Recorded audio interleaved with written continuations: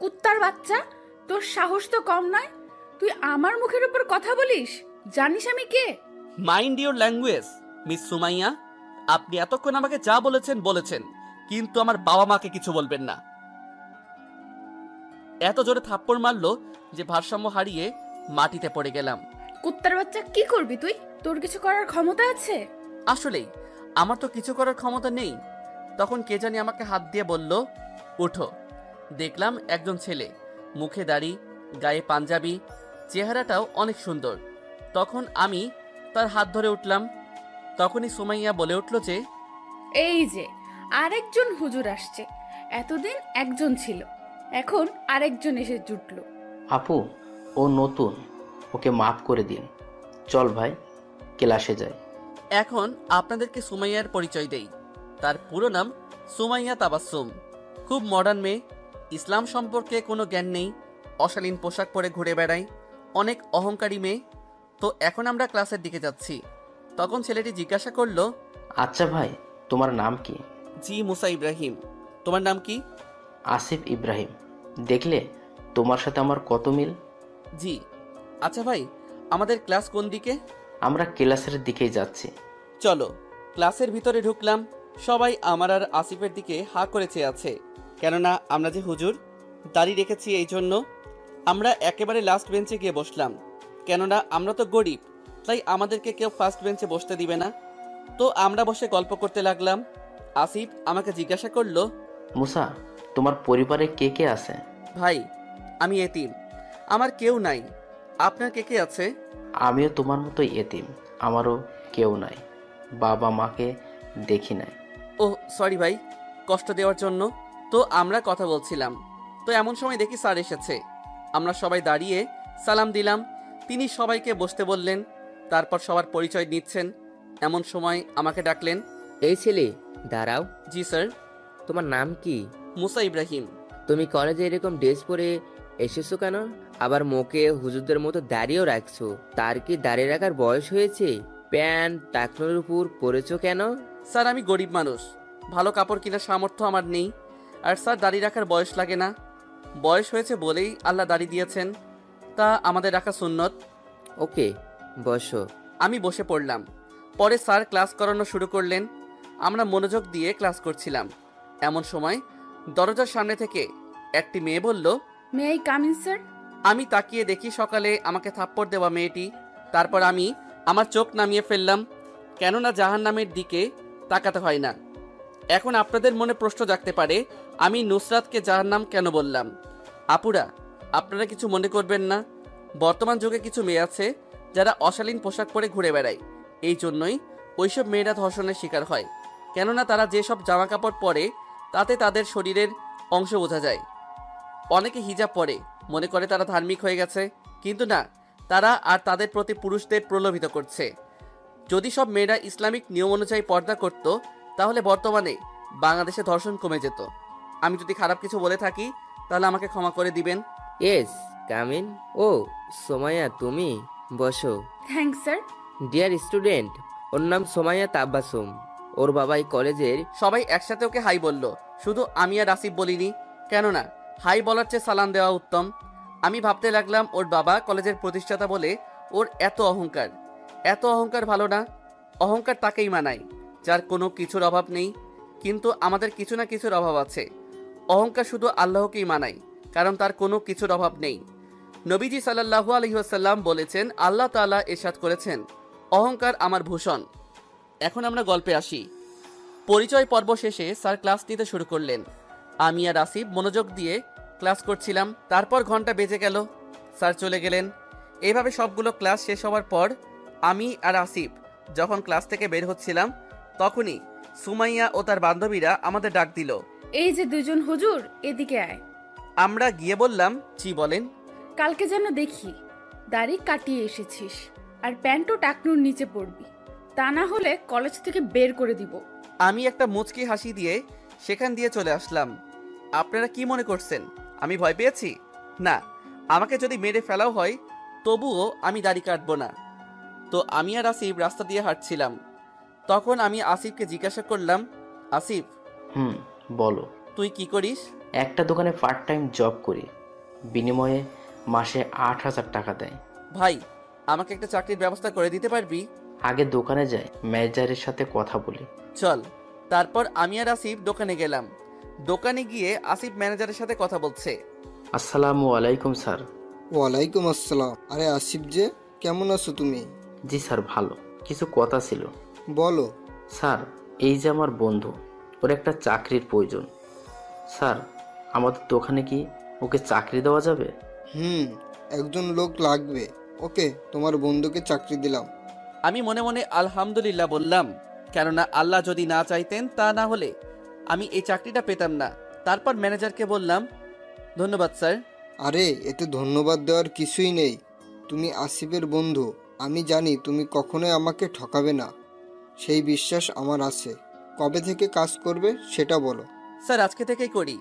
ওকে, তুমি আর আসিফ এখন থেকে কলেজ ছুটির পর কাজ করবে। জি স্যার। তারপর দোকান থেকে বের হয়ে আসিফকে জিজ্ঞাসা করলাম, আসিফ, তুই থাকিস কই? দোস্ত, একটা বাসা ভাড়া করে থাকি, এখন থেকে তুইও থাকবি আমার সাথে। ও, আমিও একটা বাসা ভাড়া নিয়েছি, সেখানেই থাকি। ওকে ভাই, গেলাম। ভালো থাকিস। আসসালামু আলাইকুম। ওয়ালাইকুম আসসালাম। আমি বাসায় চলে আসলাম। বাসায় এসে আমি রান্না করে খেয়ে ঘুমিয়ে গেলাম। রাত 3টার দিকে ঘুম ভাঙলো। উঠে অজু করে তাহাজ্জুদে নামাজ পড়লাম। তারপর ফজরের আজান দেওয়ার পর মসজিদে চলে গেলাম। নামাজ পড়ে এসে আমি পড়তে বসলাম। তারপর নাস্তা বানিয়ে খেয়ে কলেজে চলে গেলাম। যাওয়ার পথে রাস্তা পার হতে গিয়ে কিসের সাথে জানি ধাক্কা খেলাম। তারপর আর কিছু মনে নেই। তারপর চোখ খুলে দেখি আমি একটা কেবিনে। তখনই কে জানি বলল, কেমন লাগছে বাবা তোমার? পাশে তাকিয়ে দেখি একজন মাঝবয়সী মহিলা বসে আছেন। আমি বললাম, আলহামদুলিল্লাহ, এখন ভালো আছি। এরপর উনি যা বললেন তা শুনে তো আমি অবাক। উনি বললেন যে, তুমি ওই দিন আমার গাড়ির সাথে ধাক্কা খাও, তারপর তুমি অজ্ঞান হয়ে যাও, তারপর তোমাকে হাসপাতালে নিয়ে আসি। আজকে 24 ঘন্টা পরে তোমার জ্ঞান ফিরল। ধন্যবাদ আপনাকে আমাকে হাসপাতালে নিয়ে আসার জন্য। না বাবা, এতে ধন্যবাদ দেওয়ার কিছুই নেই, এটা আমার কর্তব্য। তো বাবা, তোমার পরিবারে কে কে আছে? আমি ওনার কথা শুনে আমার চোখ দিয়ে পানি পড়া শুরু করলো। বাবা, তুমি কাঁদছো কেন? আসলে আমার কেউ নেই, আমি এতিম। সরি বাবা। বাবা, তোমার নাম কি? জি, মুসা ইব্রাহিম। কি, মুসা ইব্রাহিম? জি। বাবা, তোমার হাতটা একটু দেখি। তারপর আমি তাকে আমার হাত দেখালাম। তিনি আমার হাতে একটি দাগ দেখার পরেই আমাকে জড়িয়ে ধরে কান্না শুরু করেন। মুসা বাবা, তুই এতদিন কই ছিলি? তোকে কত খুঁজেছি আমরা। আন্টি, আপনি কান্না করছেন কেন? বাবা, আমিই তোর মা। কিন্তু আমার তো বাবা মা নেই, আমি তো এতিম। না বাবা, তুই আমাদের ছেলে। তোকে নিয়ে একদিন শপিং করতে গেছিলাম, তখন তোকে গাড়িতে রেখে গিয়েছিলাম। এসে দেখি তুই গাড়িতে নেই। তোর বাবা দেশের 10 জন বিজনেসম্যানদের মধ্যে একজন হয়, পুলিশ তোকে অনেক খুঁজে কিন্তু পায় না। আমি তার কথা শোনার পরে আমার চোখ দিয়ে পানি পড়তে লাগলো। সাথে সাথে আমি তাকে জড়িয়ে ধরে কাঁদতে লাগলাম। মনে মনে আল্লাহর কাছে শুকরিয়া আদায় করলাম আমাকে আমার পরিবারের কাছে ফিরিয়ে দেওয়ার জন্য। আসলেই মায়ের কোলের চেয়ে শ্রেষ্ঠ জায়গা কোথাও নেই। যার মা বাবা আছে তার আর কিছু লাগে না। তারা সব বিপদ থেকে আমাদের রক্ষা করে, আমাদের সব আবদার পূরণ করে। যাক, এখন গল্পে আসি। আম্মু আমাকে বলল, থাক বাবা, আর কাঁদে না। আম্মু এসে গেছে না, আর কাঁদে না। তোকে আর কোথাও যেতে দেব না। আম্মু জানো, আজকে আমি অনেক খুশি। আল্লাহর কাছে হাজারো ধন্যবাদ, আমি আমার পরিবারকে ফিরে পেয়েছি। আমার আর কিছু চাই না। আচ্ছা আম্মু, আমাকে কবে ছাড়বে হাসপাতাল থেকে? আজকেই ছেড়ে দিবি, যদি নাও ছাড়ে তাহলে তোকে জোর করে নিয়ে যাব। আমি আম্মুর কথা শুনে হাসতে লাগলাম। অনেকদিন পর নিজের ছেলেকে পেয়েছে তো, তাই এইরকম করছে। এরপর আম্মু ডাক্তারের সাথে কথা বলল। ডাক্তার বলল আমি সুস্থ, আমাকে নিয়ে যেতে পারবে। আমি তো অনেক খুশি। আমি বললাম, আম্মু, আমার না অনেক ক্ষুধা লেগেছে।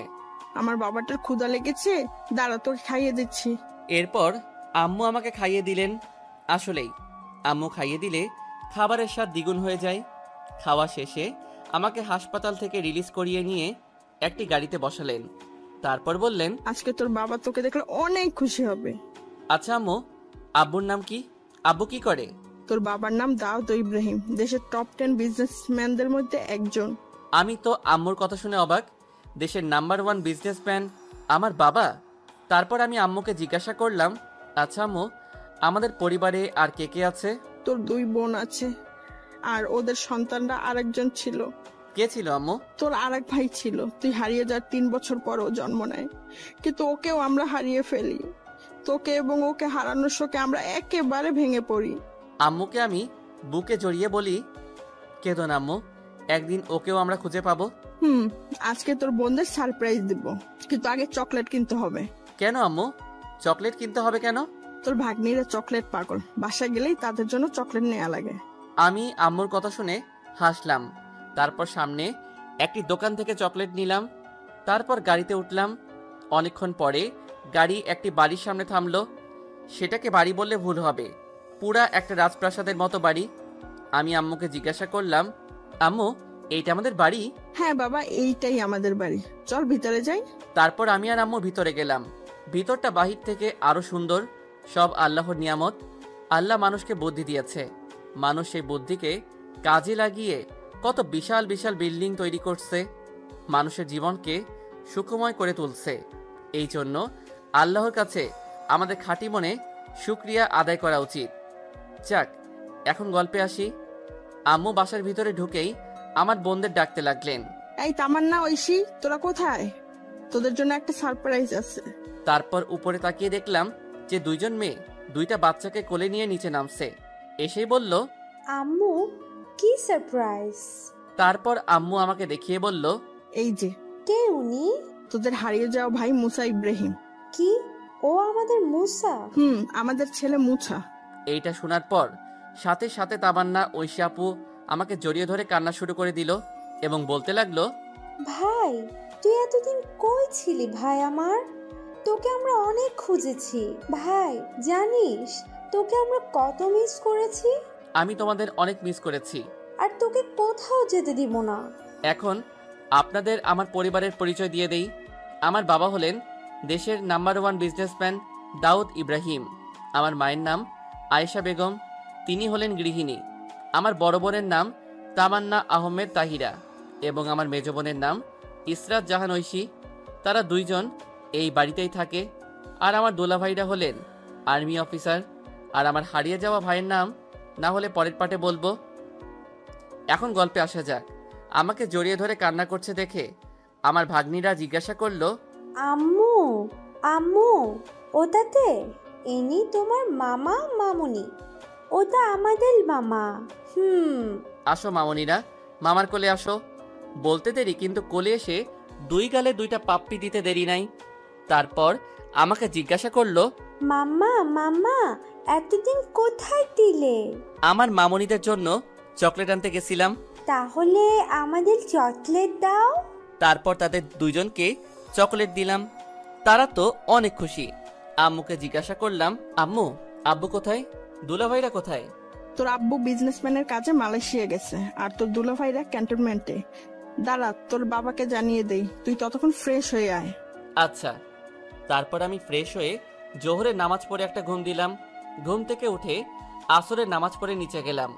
নিচে গিয়ে দেখি আব্বু বসে আছে।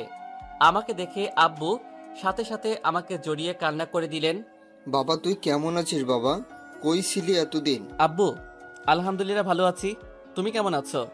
এতদিন ভালো ছিলাম না, কিন্তু আমার আব্বুটাকে দেখে অনেক ভালো হয়ে গেছি। শুধু তোর ওই হারিয়ে যাওয়া ভাইটাকে যদি পেতাম। চিন্তা করো না আব্বু, মহান আল্লাহ যদি চান তাহলে ঠিকই আমরা আমার ভাইকে খুঁজে পাবো। তাই যেন হয় বাবা। পিছে তাকিয়ে দেখি আমার দুলাভাইরা দাঁড়িয়ে আছে। আমি তাদের কাছে গিয়ে বললাম, আসসালামু আলাইকুম দুলাভাইরা। ওয়ালাইকুম সালাম।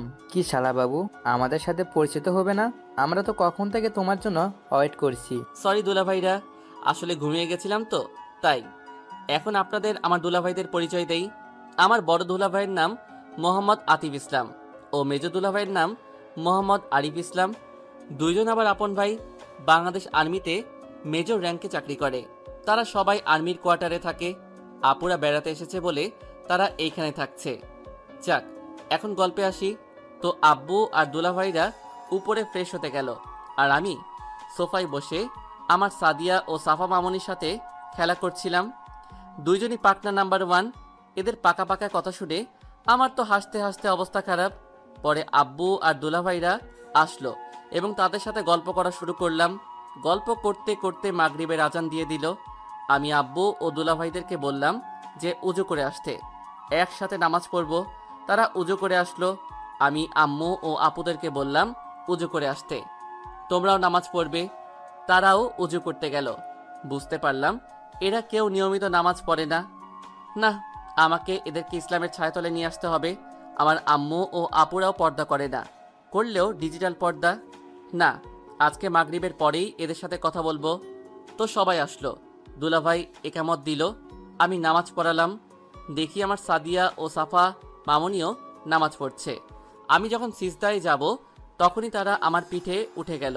আমিও তাদেরকে পিঠে নিয়েই নামাজ পড়লাম।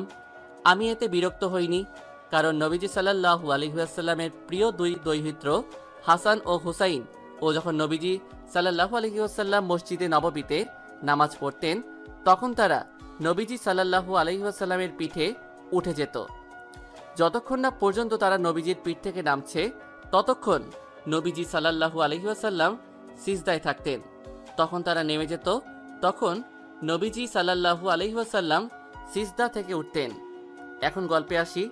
আমার নামাজ পড়ানো শেষ হলো। পরে আমার দুই মামনিকে পিঠ থেকে নামিয়ে কোলে নিলাম। পিছনে ফিরে তাকিয়ে দেখি সবার চোখে পানি। আমি জিজ্ঞাসা করলাম, আব্বু, তোমাদের চোখে পানি কেন? আগে কখনো এরকম সুন্দর তেলাওয়াত শুনিনি। কেমন করে শিখলি এত সুন্দর তেলাওয়াত? বাবা, আমি কোরআনের হাফেজ। আস্তে আস্তে আমি এইরকম তিলাওয়াত শিখেছি। বাবা, তুই কোরআনে হাফেজ? জি বাবা। যাক, আমার ছেলে কোরআনে হাফেজ, তাতে আমি অনেক খুশি। আম্মু আব্বু যদি কিছু মনে না করো তাহলে তোমাদের কিছু কথা বলবো। এমনভাবে বলছিস কেন বাবা? তুই কথা বলবি, আমরা মনে করব কেন? ধন্যবাদ আব্বু। আচ্ছা আব্বু, তুমি কি নিয়মিত নামাজ পড়ো? না বাবা, কাজের চাপে পড়া হয় না। আম্মু, তুমি নামাজ পড়ো? না বাবা, পড়তে পারি না, অনেক কাজ থাকে তো তাই। আপু, তোমরা নামাজ পড়ো? না ভাই। দুলাভাই, আপনারা? না ভাই। আমি তারপর বলা শুরু করলাম, আব্বু আম্মু, জীবনে কাজ অনেক থাকবে, কিন্তু আমাদের নামাজও পড়তে হবে। তোমরা যদি নামাজ না পড়ো তাহলে তোমাদের জাহান্নামে যেতে হবে। আমি চাই না আম্মু তোমরা জাহান্নামে যাও। আমাদের কাজের ফাঁকে ফাঁকে নামাজ পড়তে হবে। এক ওয়াক্ত নামাজ না পড়ার জন্য আমাদের হাজার হাজার বছর জাহান্নামের আগুনে পড়তে হবে। আব্বু আম্মু, প্লিজ তোমরা এখন থেকে নামাজ পড়ো। বাবা, তুই ঠিকই বলেছিস, এখন থেকে আমরা 5 ওয়াক্ত নামাজ পড়ব। আব্বু, তুমি কি ঠিকমতো জাকাত দাও? না বাবা, দেই না। আব্বু, তোমার তো অনেক সম্পত্তি, তোমার জাকাতের পরিমাণও অনেক বেশি। আব্বু, তোমার কাছে যদি নিসাব পরিমাণ সম্পদ থাকে তাহলে তোমার উপর জাকাত ফরজ। যে পরিমাণ সম্পদ থাকলে জাকাত ফরজ হয় তাকে নিসাব পরিমাণ সম্পদ বলে। নিসাব পরিমাণ সম্পদের পরিমাণ হলো 7.5 ভরি সোনা অথবা 52.5 ভরি রূপা, অথবা সেই পরিমাণ অর্থ সম্পদ থাকলে তার উপর জাকাত ফরজ হয়। আব্বু, তাহলে তো তোমার এর চেয়েও বেশি সম্পদ আছে, তাহলে তো তোমার উপর জাকাত অনেক আগে থেকেই ফরজ। আব্বু, তোমার জাকাত দেওয়া উচিত, কিন্তু জাকাত দেওয়ার শর্ত হলো তোমার ওই সম্পদ 1 বছরকাল স্থায়ী থাকতে হবে, তাহলে তোমার উপর জাকাত ফরজ। তোমার এই সম্পদে গরিবেরও অধিকার আছে। আল্লাহ তাআলা বলেছেন যে আর তাদের সম্পদে ভিক্ষুক ও বঞ্চিতদের অধিকার রয়েছে। সূরা আজ-জারিয়াত আয়াত 19।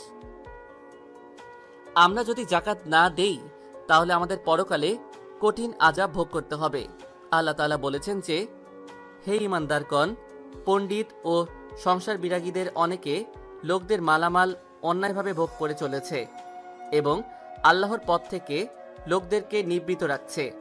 আর যারা স্বর্ণ ও রূপা জমা করে রাখে এবং তা ব্যয় করে না আল্লাহর পথে, তাদের কঠোর আযাবের সুসংবাদ শুনিয়ে দিন। বাবা, তুই আমাদের চোখ খুলে দিয়েছিস। এতদিন আমরা ভুল পথে ছিলাম, তুই আমাদেরকে সঠিক পথ দেখিয়ে দিলি। তোর মতো এক সন্তানের বাবা হয়ে আমি গর্বিত। না বাবা, আমি তোমাদের পথ দেখাইনি, আমার পরওয়ারদিগার আমার মাধ্যমে তোমাদের হেদায়েতের পথ দেখিয়েছেন। আমি শুধু একটি মাধ্যম। কিন্তু আব্বু, তোমাদের আরও অনেক নিয়ম মানতে হবে। কি কি নিয়ম? তোমাদের ইসলামের মৌলিক নিয়ম মেনে চলতে হবে। ইসলামের 5টি রুকুন পালন করতে হবে। শালীন পোশাক পরতে হবে, দাড়ি রাখতে হবে। তোমরা মনে করো দাড়ি ছাড়া পুরুষদের সুন্দর লাগে, কিন্তু দাড়িতেই পুরুষের আসল সৌন্দর্য। তারপর যেই পোশাক পরো প্যান্ট থাকবে টাকনুর উপরে। তোমরা মনে করো এতে পুরুষদের খারাপ দেখায়, কিন্তু খ্রিস্টানরাও টাকনুর উপরে প্যান্ট পরে। এমনকি আমেরিকার প্রেসিডেন্ট বারাক ওবামা, বিল ক্লিন্টনেরও টাকনুর উপরে প্যান্ট পরত। এর একটা বৈজ্ঞানিক প্রমাণ আছে। বৈজ্ঞানিকের প্রমাণটা কি বাবা?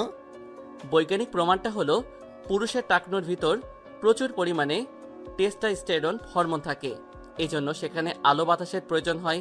তাই কেউ যদি তা খোলা না রেখে ঢেকে রাখে তাহলে তার যৌনশক্তি কমে যাবে এবং বিভিন্ন রোগে আক্রান্ত হবে। বাবা তুই এত কিছু জানিস? বাবা, আল্লাহ তোর মাধ্যমে আমাদের সঠিক পথ দেখিয়েছেন। আমরা এখন থেকে এইসব নিয়ম মেনে চলবো। আলহামদুলিল্লাহ, আল্লাহ তোমাদের এইসব নিয়ম মেনে চলার তৌফিক দান করুক। আম্মু ও আপুরা, তোমাদের কিছু কথা বলি। তুই কথা বলবি, তাতে আমাদের পারমিশন লাগে? বল বাবা, কি বলবি? আম্মু, তোমরা কি পর্দা করো? আমি হিজাব পরি বাবা, তাতে পর্দা হবে না? হ্যাঁ ভাই, ঠিকই, তাতে আমাদের পর্দার হবে না। না, এতে হবে না। তোমাদের নিকাব পড়তে হবে, কেননা নিকাব এই নারীদের সুন্দর দেখায়। কেন বাবা, হিজাব পরলে কি সমস্যা? আম্মু, হিজাব পরলে মুখ দেখা যায়, কিন্তু ইসলামে নিয়ম আছে শুধু গায়রে মাহরাম ছাড়া আর কেউ তোমাদের দেখতে পারবে না। গায়রে মাহরাম কি বাবা? যে সকল পুরুষের সামনে যাওয়া নারীর জন্য শরীয়তে জায়েজ নয় এবং যাদের সাথে বিবাহ বন্ধন বৈধ তাদেরকে গায়রে মাহরাম বলে। গায়রে মাহরামের সামনে একান্ত অপারক হয়ে যদি যাওয়াই লাগে তবে নারী পূর্ণ পর্দা করে সামনে যাবে। গায়রে মাহরাম কারা? মাহরাম বাদে সমস্ত বিশ্বে মহাবিশ্বের যত পুরুষ আছে সব গায়রে মাহরাম। বাবা, এতদিন আমরা কি পাপটাই করেছি? বাবা, তুই আমাদেরকে সঠিক পদের সন্ধান দিলি। না আম্মু, আমি দেইনি, মহান আল্লাহ তাআলা দিয়েছেন। এখন থেকে আমরা ইসলামের নিয়ম মেনে চলবো ইনশাল্লাহ। আমি আল্লাহর কাছে শুকরিয়া জানালাম এদেরকে হেদায়েতের পথ দেখানোর জন্য। এরপর এশারের আজান দিল, সবাইকে নিয়ে নামাজ পড়লাম। এইবারও আমার মামনি দুইজন আমার উপর উঠে গেছে। নামাজ পড়ার শেষে তাদের দুজনের সাথে খেলা শুরু করলাম। দুইজনই বহুত পাকা, কিন্তু দেখতে একেবারে গুলোমুলো কিউটের ডিব্বা। এমন সময় আমাদের খাওয়ার জন্য ডাক পড়ল। টেবিলে বসে দেখি অনেক পদের খাবার, আবার সব আমার পছন্দের খাবার। তাই আম্মুকে জিজ্ঞাসা করলাম, আম্মু এত খাবার কার জন্য? আমার আব্বুটার জন্য। এত খাবার খেতে পারবো না, খাবার তো অপচয় হবে। অপচয় করা খারাপ। তোকে আজকে এতগুলো খাবার খেতেই হবে। তাইলে আমাকে খাইয়ে দিতে হবে, না হলে খাবো না। তা তো দিবই, তোকে কতদিন ধরে খাওয়াই না। আমাদের খাইয়ে দেবে না? তোরা কি বাচ্চা নাকি যে তোদের খাইয়ে দেব? ভাইকে পেয়ে আমাদের ভুলে গেলা? ওকে, তোদেরও খাইয়ে দিব, খুশি? আপুরা মাথা চাকালো। আম্মু আমাদের খাইয়ে দিচ্ছে তা দেখে আমার মামনিরা বলল, নানু আমাদেরও খাইয়ে দাও। এই বুড়িরা, দেখ না, আমি তোমাদের আম্মু ও মামাকে খাইয়ে দিচ্ছি। আগে তাদের খাইয়ে দিই, তারপর তোমাদেরও দিব। না, আমাদেরও খাইয়ে দিতে হবে। আসো মামনিরা, মামা খাইয়ে দিবে। এই কথা বলতে দেরি, কিন্তু আমার কোলে আসতে দেরি নাই। তারপর তাদের দুজনকে দুইটা পাপ্পি দিয়ে খাইয়ে দিতে শুরু করলাম। আমাদের মামা ভাগ্নিদের কাণ্ড দেখে সবাই হাসছে। খাওয়া শেষে আমি ঘুমাতে যাব এমন সময় আমার মামনিরা বলল, আমরা মামাল কাতে ঘুমাবো। না, আজকে না, অন্যদিন। না, আজকে। আপু থাক না, আজকে ঘুমাক, ছোট মানুষ। আসো আসো মামনিরা, আজকে মামার কাছে ঘুমাবা। এইটা বলার সাথে সাথেই তারা আমার কোলে এসে দুই গালে দুইজন দুইটা পাপ্পি দিল। তারপর তাদেরকে নিয়ে ঘুমাতে গেলাম। গিয়ে বিছানায় শোয়ার সাথে সাথে তারা আমাকে জড়িয়ে ধরল। এমনভাবে জড়িয়ে ধরেছে যে নড়তেও পারছি না। এমনভাবেই আমার মামনি দুজনকে নিয়ে ঘুমিয়ে গেলাম। ফজরের আজান শুনে আমার ঘুম ভাঙল। তারপর আমার দুই মামনিকে সরিয়ে দিয়ে আমি উজু করতে গেলাম। তারপর উজু করা শেষে আমি নিচে গিয়ে সবাইকে ডাকার জন্য আজান দিলাম। আজান শুনে আব্বু আম্মু সহ সবাই নিচে আসলো। এসে দেখে আমি আজান দিচ্ছি। আম্মু আমাকে বলে, বাবা, এত সুন্দর আজান কোথায় শিখলি? আম্মু, আমি শিখিনি, আমার সৃষ্টিকর্তা আমাকে শিখিয়েছেন। যাও তোমরা উজু করে আসো। তারপর সবাই উজু করতে গেল। তারপর সবাই নামাজ পড়া শুরু করলো। আম্মুরা অন্য রুমে নামাজ পড়তে গেল। নামাজে প্রথম রাকাতে আমি সূরা আর রহমান ও দ্বিতীয় রাকাতে সূরা আল মুজাম্মিল পড়লাম। নামাজ শেষে সবাই দেখি কান্না করছে। আমার তিলাওয়াত শুনে আমিও কান্না করলাম। আব্বু বলল, বাবা তুই এত সুন্দর তেলাওয়াত করিস, তোর তেলাওয়াত শুনে আমরা কান্না করে দিয়েছি। বাবা, এটা আল্লাহ আমাকে দিয়েছেন, এই জন্যই এত সুন্দর তিলাওয়াত করতে পারি। আব্বু, তোমার সাথে কথা ছিল। বল বাবা। আব্বু, আমাকে একটা মোবাইল দেওয়া যাবে? একটা বন্ধুর সাথে কথা বলতাম। আরে এটা এমনভাবে বলার কি আছে, আজকে তোর জন্য একটা মোবাইল নিয়ে আসবো। ধন্যবাদ আব্বু। আজকে আমি একটু যাই, আমি যে বাসায় ভাড়া থাকতাম সেই বাসায় যাব। আমার বই খাতাগুলো আনতে হবে। ওকে বাবা, যাস, আমার গাড়িটা নিয়ে যাস। না বাবা, আমার গাড়ি লাগবে না, এত কিছু আনবো না। আচ্ছা তুই যা বুঝিস বাবা। তারপর আমি রুমে গিয়ে রেডি হয়ে আমার আগের বাসায় গেলাম, গিয়ে সব কিছু নিয়ে আসলাম। বাড়িতে এসে সেগুলো আমার রুমে রাখলাম।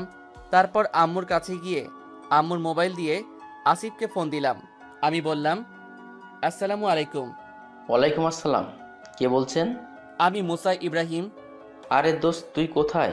2 দিন কলেজেও এলি না, কাজেও গেলি না, কি হয়েছে তোর? আরে শোন, এত প্রশ্ন করিস কেন? বল।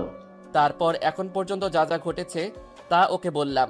এটা শুনে তো ও অবাক। ও বলল, আলহামদুলিল্লাহ দোস্ত, আল্লাহ তোর ইচ্ছা কবুল করেছে। জাজাকুল্লাহ খাইরান। আজকে কলেজে আসবি? তুই আসবি। তুই তো এখন আমাকে আর পাত্তা দিবি না, তুই তো এখন অনেক বড় লোকের ছেলে। ধুর, কি যে বলিস তুই! আমি তোকে কেন পাত্তা দিব না? তুই তো আমার বন্ধু। আর আমি বড়লোক হয়েছি তো কি হয়েছে? আমি আজকে কলেজে সিম্পলভাবেই আসব, আগের মতোই থাকবো। যে আমার এই সিম্পল রূপ দেখে বন্ধুত্ব করবে সেই আসল বন্ধু। তো বন্ধু রাখি, কলেজে দেখা হচ্ছে ইনশাআল্লাহ। আসসালামু আলাইকুম। ওয়ালাইকুম আসসালাম। তারপর আমি মোবাইল রেখে দিলাম। পিছনে তাকিয়ে দেখি আম্মু দাঁড়িয়ে আছে। আম্মু আমাকে জিজ্ঞাসা করলো, বাবা তুই আজকে কলেজে যাবি? জি আম্মু, কলেজে যাব। কেন, কোনো কাজ আছে? না বাবা, এমনি। কার সাথে কথা বলছিলে এতক্ষণ? আমার এক বন্ধুর সাথে আম্মু। ওর নাম কি বাবা? আসিফ ইব্রাহিম। কি আসিফ ইব্রাহিম? জি আম্মু। তোমার আবার কি হলো? না বাবা, কিছু না। তুই আজকে তোর বন্ধুকে আমাদের বাড়িতে নিয়ে আসিস বলিস, আমি ওকে ডেকেছি। আচ্ছা ওর কে আছে? আম্মু, ওই এতিম, আমার মতোই কোরআনের হাফেজ। ও আচ্ছা বাবা। ওকে আম্মু, তাহলে আমি রেডি হতে গেলাম। ওকে বাবা, আজকে ভালো কিছু পরে যা। না আম্মু, আমি এই সুন্নতি পোশাক পরবো, আর আমি কলেজে সিম্পলভাবে যাব, যাতে করে কেউ চিনতে না পারে। কেন বাবা, তোকে চিনলে কি হবে? আম্মু, আমি আমার বাবার পরিচয়ে পরিচিত হতে চাই না, আমি নিজের পরিচয়ে পরিচিত হতে চাই। তোর যদি কিছু হয় বাবা, 2 জন বডিগার্ড তুই নিয়ে যা। না আম্মু, আল্লাহ থাকতে আমার ইনশাল্লাহ কিছুই হবে না। আর কার ক্ষমতা আছে যে তোমার ছেলের কিছু করবে? একমাত্র আল্লাহ ছাড়া। আসলে বাবা, তোর মতো ছেলে পেয়ে আমি গর্বিত। আমার জন্য দোয়া করো, আমি যেন ভালো মতো পড়াশোনা করতে পারি, দেশের মুখ উজ্জ্বল করতে পারি। আমি তো সবসময় আমার বাবাটার জন্য দোয়া করি। তারপর আমি আমার রুমে এসে গোসল করতে ঢুকি। তারপর গোসল শেষে বের হয়ে রেডি হচ্ছি, এমন সময় আমার 2 মামনি আমার কাছে আসলো এবং বলল, মামা মামা মামনিরা বলো। কোথায় যাচ্ছ? কলেজে যাচ্ছি পড়াশোনা করতে। পড়াশোনা করতে যাচ্ছ? মামনিরা। মামা আমাদের জন্য চকলেট আনবে তো? আনবো তো, যদি তোমরা গুড গার্ল হয়ে থাকো। আমরা তো গুড গার্ল, তাই না রে সাদিয়া? আমার 2 মামনি গুড গার্ল। যাও, তোমাদের 2 জনের জন্য চকলেট আনবো। থ্যাংক ইউ মামা। থ্যাংক ইউ বলতে হয় না মামনি, বলতে হয় জাজাকাল্লাহ খাইরান। কি? কিছু না মামনি, আগে বড় হও, তারপর বুঝবে। ওকে মামা। তারপর 2 জনকে কোলে নিয়ে নিচে গেলাম। তারপর তাদের 2 জনকে কোল থেকে নামিয়ে আম্মুর কাছে গেলাম। বললাম, আম্মু দোয়া করো। তোকে তো আমি সব সময় দোয়া করি। আসি আম্মু, আসসালামু আলাইকুম। ওয়ালাইকুম আসসালাম বাবা, সাবধানে যাস। তারপর আমি বাসা থেকে বের হয়ে একটা রিক্সা নিলাম।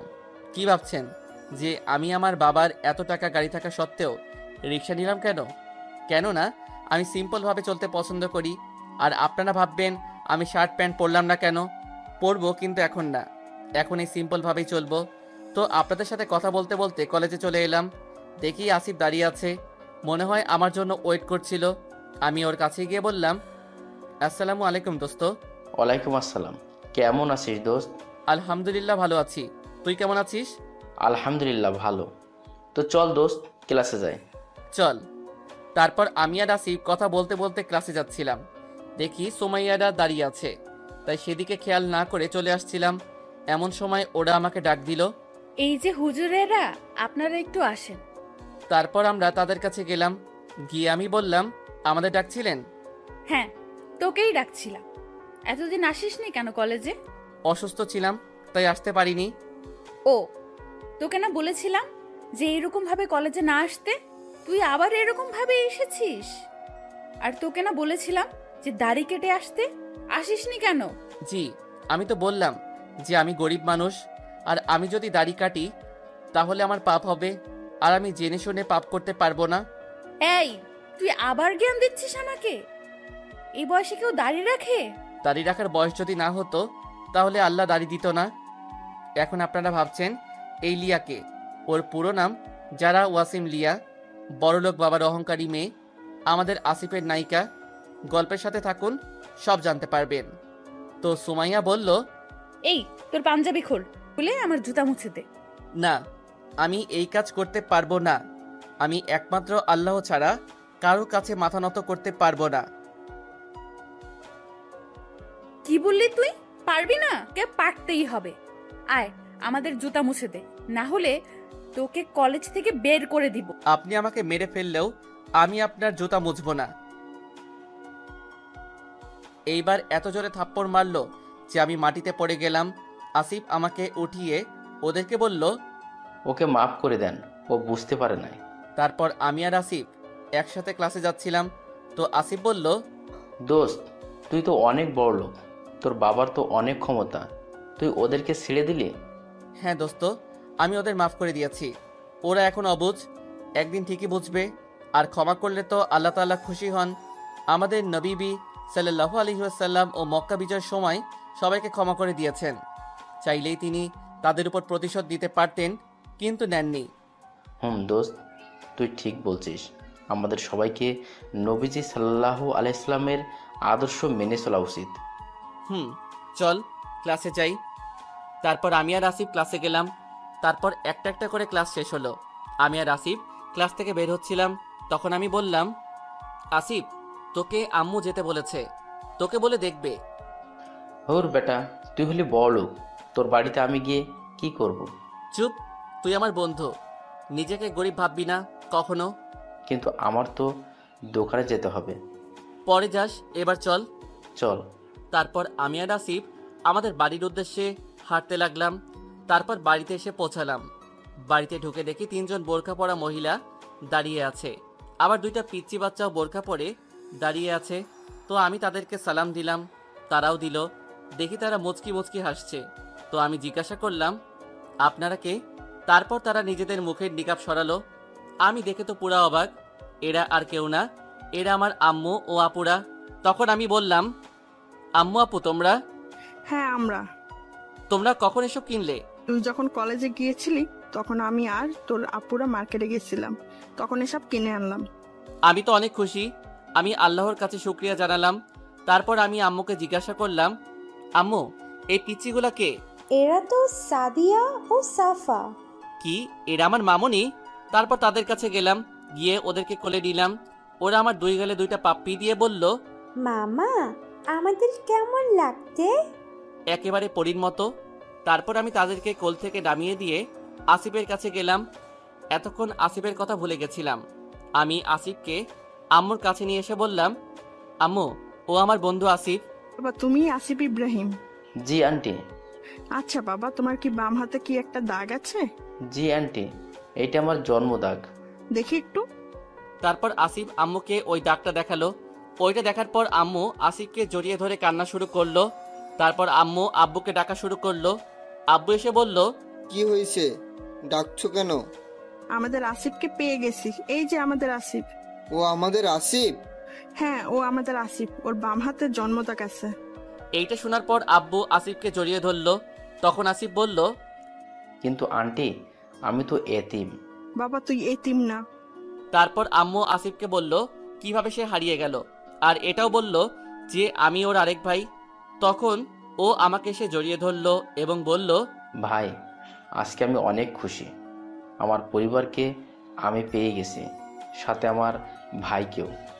ভাই, আল্লাহ আমাদের দোয়া কবুল করেছেন। হুম। তারপর সবাই ওকে নিয়ে পাগল হয়ে গেল। তখন আমি আসিফকে বললাম, আসিফ, তুই যেই দোকানে কাজ করতি, আজকে চল সেই দোকানে যাই। কেন ভাই? কেন আবার? বলে আসবো যে আমরা আর দোকানে কাজ করব না, আর তোর আগের বাসার জিনিসপত্র সব নিয়ে আসবো। চল। তারপর আমি আর আসিফ গেলাম আমাদের ওই দোকানে যেখানে আমরা কাজ করতাম। সেখানে গিয়ে তাকে সব কথা খুলে বললাম। তিনি এই কথা শুনে অনেক খুশি হলেন। আসলে লোকটা অনেক ভালো, তা না হলে আমাকে কি চাকরি দিত? তারপর সেখান থেকে আসিফের আগের বাসায় গিয়ে ওর সব জিনিসপত্র নিয়ে আসলাম। আসার সময় আমার দুই মামনির জন্য চকলেট নিয়ে নিলাম, তা না হলে তো গাল ফুলিয়ে সারাদিন বসে থাকবে। তারপর বাসায় এসে দুজনকে চকলেট দিলাম, দিয়ে দুজন উপরে গেলাম ফ্রেশ হতে। ও ওর রুমে গেল, আমি আমার রুমে আসলাম। তারপর ফ্রেশ হয়ে নামাজ পড়ে নিচে গেলাম, গিয়ে দেখি আসিফ, সাদিয়া ও সাফার সাথে দুষ্টামি করছে। সেখানে গিয়ে আমিও যোগ দিলাম। তারপর আম্মু আমাদের খেতে ডাকলো। খাওয়া শেষে রুমে চলে আসলাম। এসে দেখি মামনি দুইজন আমার কাছে আসছে। আমি জিজ্ঞাসা করলাম, কি মামনিরা, এখানে কেন? ঘুমাবে না তোমরা? আমরা আজকেও তোমার কাছে ঘুমাবো। তোমাদের আম্মু যদি তোমাদের বকা দেয়? না, দিবে না, আমরা ঘুমাবোই। ওকে, আসো। তারপর দুইজন আমার কোলে এসে ঘুমিয়ে গেল। এমনি কিউটে ডিব্বা, তারপর ঘুমালে এই দুজনকে আরো কিউট লাগে। তারপর আমিও ঘুমিয়ে গেলাম। রাত 3টায় ঘুম ভাঙলো। উঠে অজু করে এসে সবাইকে ডাকতে গেলাম। বের হয়ে দেখি আসিফও রুম থেকে বের হয়েছে। আমি জিজ্ঞাসা করলাম, কিরে, ঘুম ভাঙলো? তাহাজ্জুদ পড়ব। আগে সবাইকে ডেকে নেই। চল। তারপর আমি আর আসিফ সবাইকে ডাকতে গেলাম। সবাইকে উঠিয়ে আমরা দুইজন নিচে আসলাম। তারপর সবাই উজু করে তাহাজ্জুদের নামাজ পড়ে নিচে আসলো। তারপর ফজরের আজান দেওয়ার পরে ফজরের নামাজ পড়া শেষ করলাম। নামাজ শেষে সবাই যার যার রুমে গিয়ে ঘুমিয়ে পড়ল। আমিও আমার রুমে গিয়ে ঘুমিয়ে গেলাম। সকাল 7টার দিকে উঠে একটু পড়লাম। তারপর নাস্তা করে আমি আর আসিফ কলেজে চলে গেলাম। এইভাবেই আমাদের দিন যাচ্ছে। প্রতিদিনই সুমাইয়া ও তার বান্ধবীরা আমাকে অপমান করে, কিন্তু আমি কিছু বলি না। কেননা কষ্ট যেহেতু আছে, সুখও আছে। আর আল্লাহ তাআলা বলেছেন, অর্থ কষ্টের সাথে স্বস্তি রয়েছে, নিশ্চয়ই কষ্টের সাথে স্বস্তি রয়েছে। তাই সেই সুখের জন্যই আমি অপেক্ষা করছি।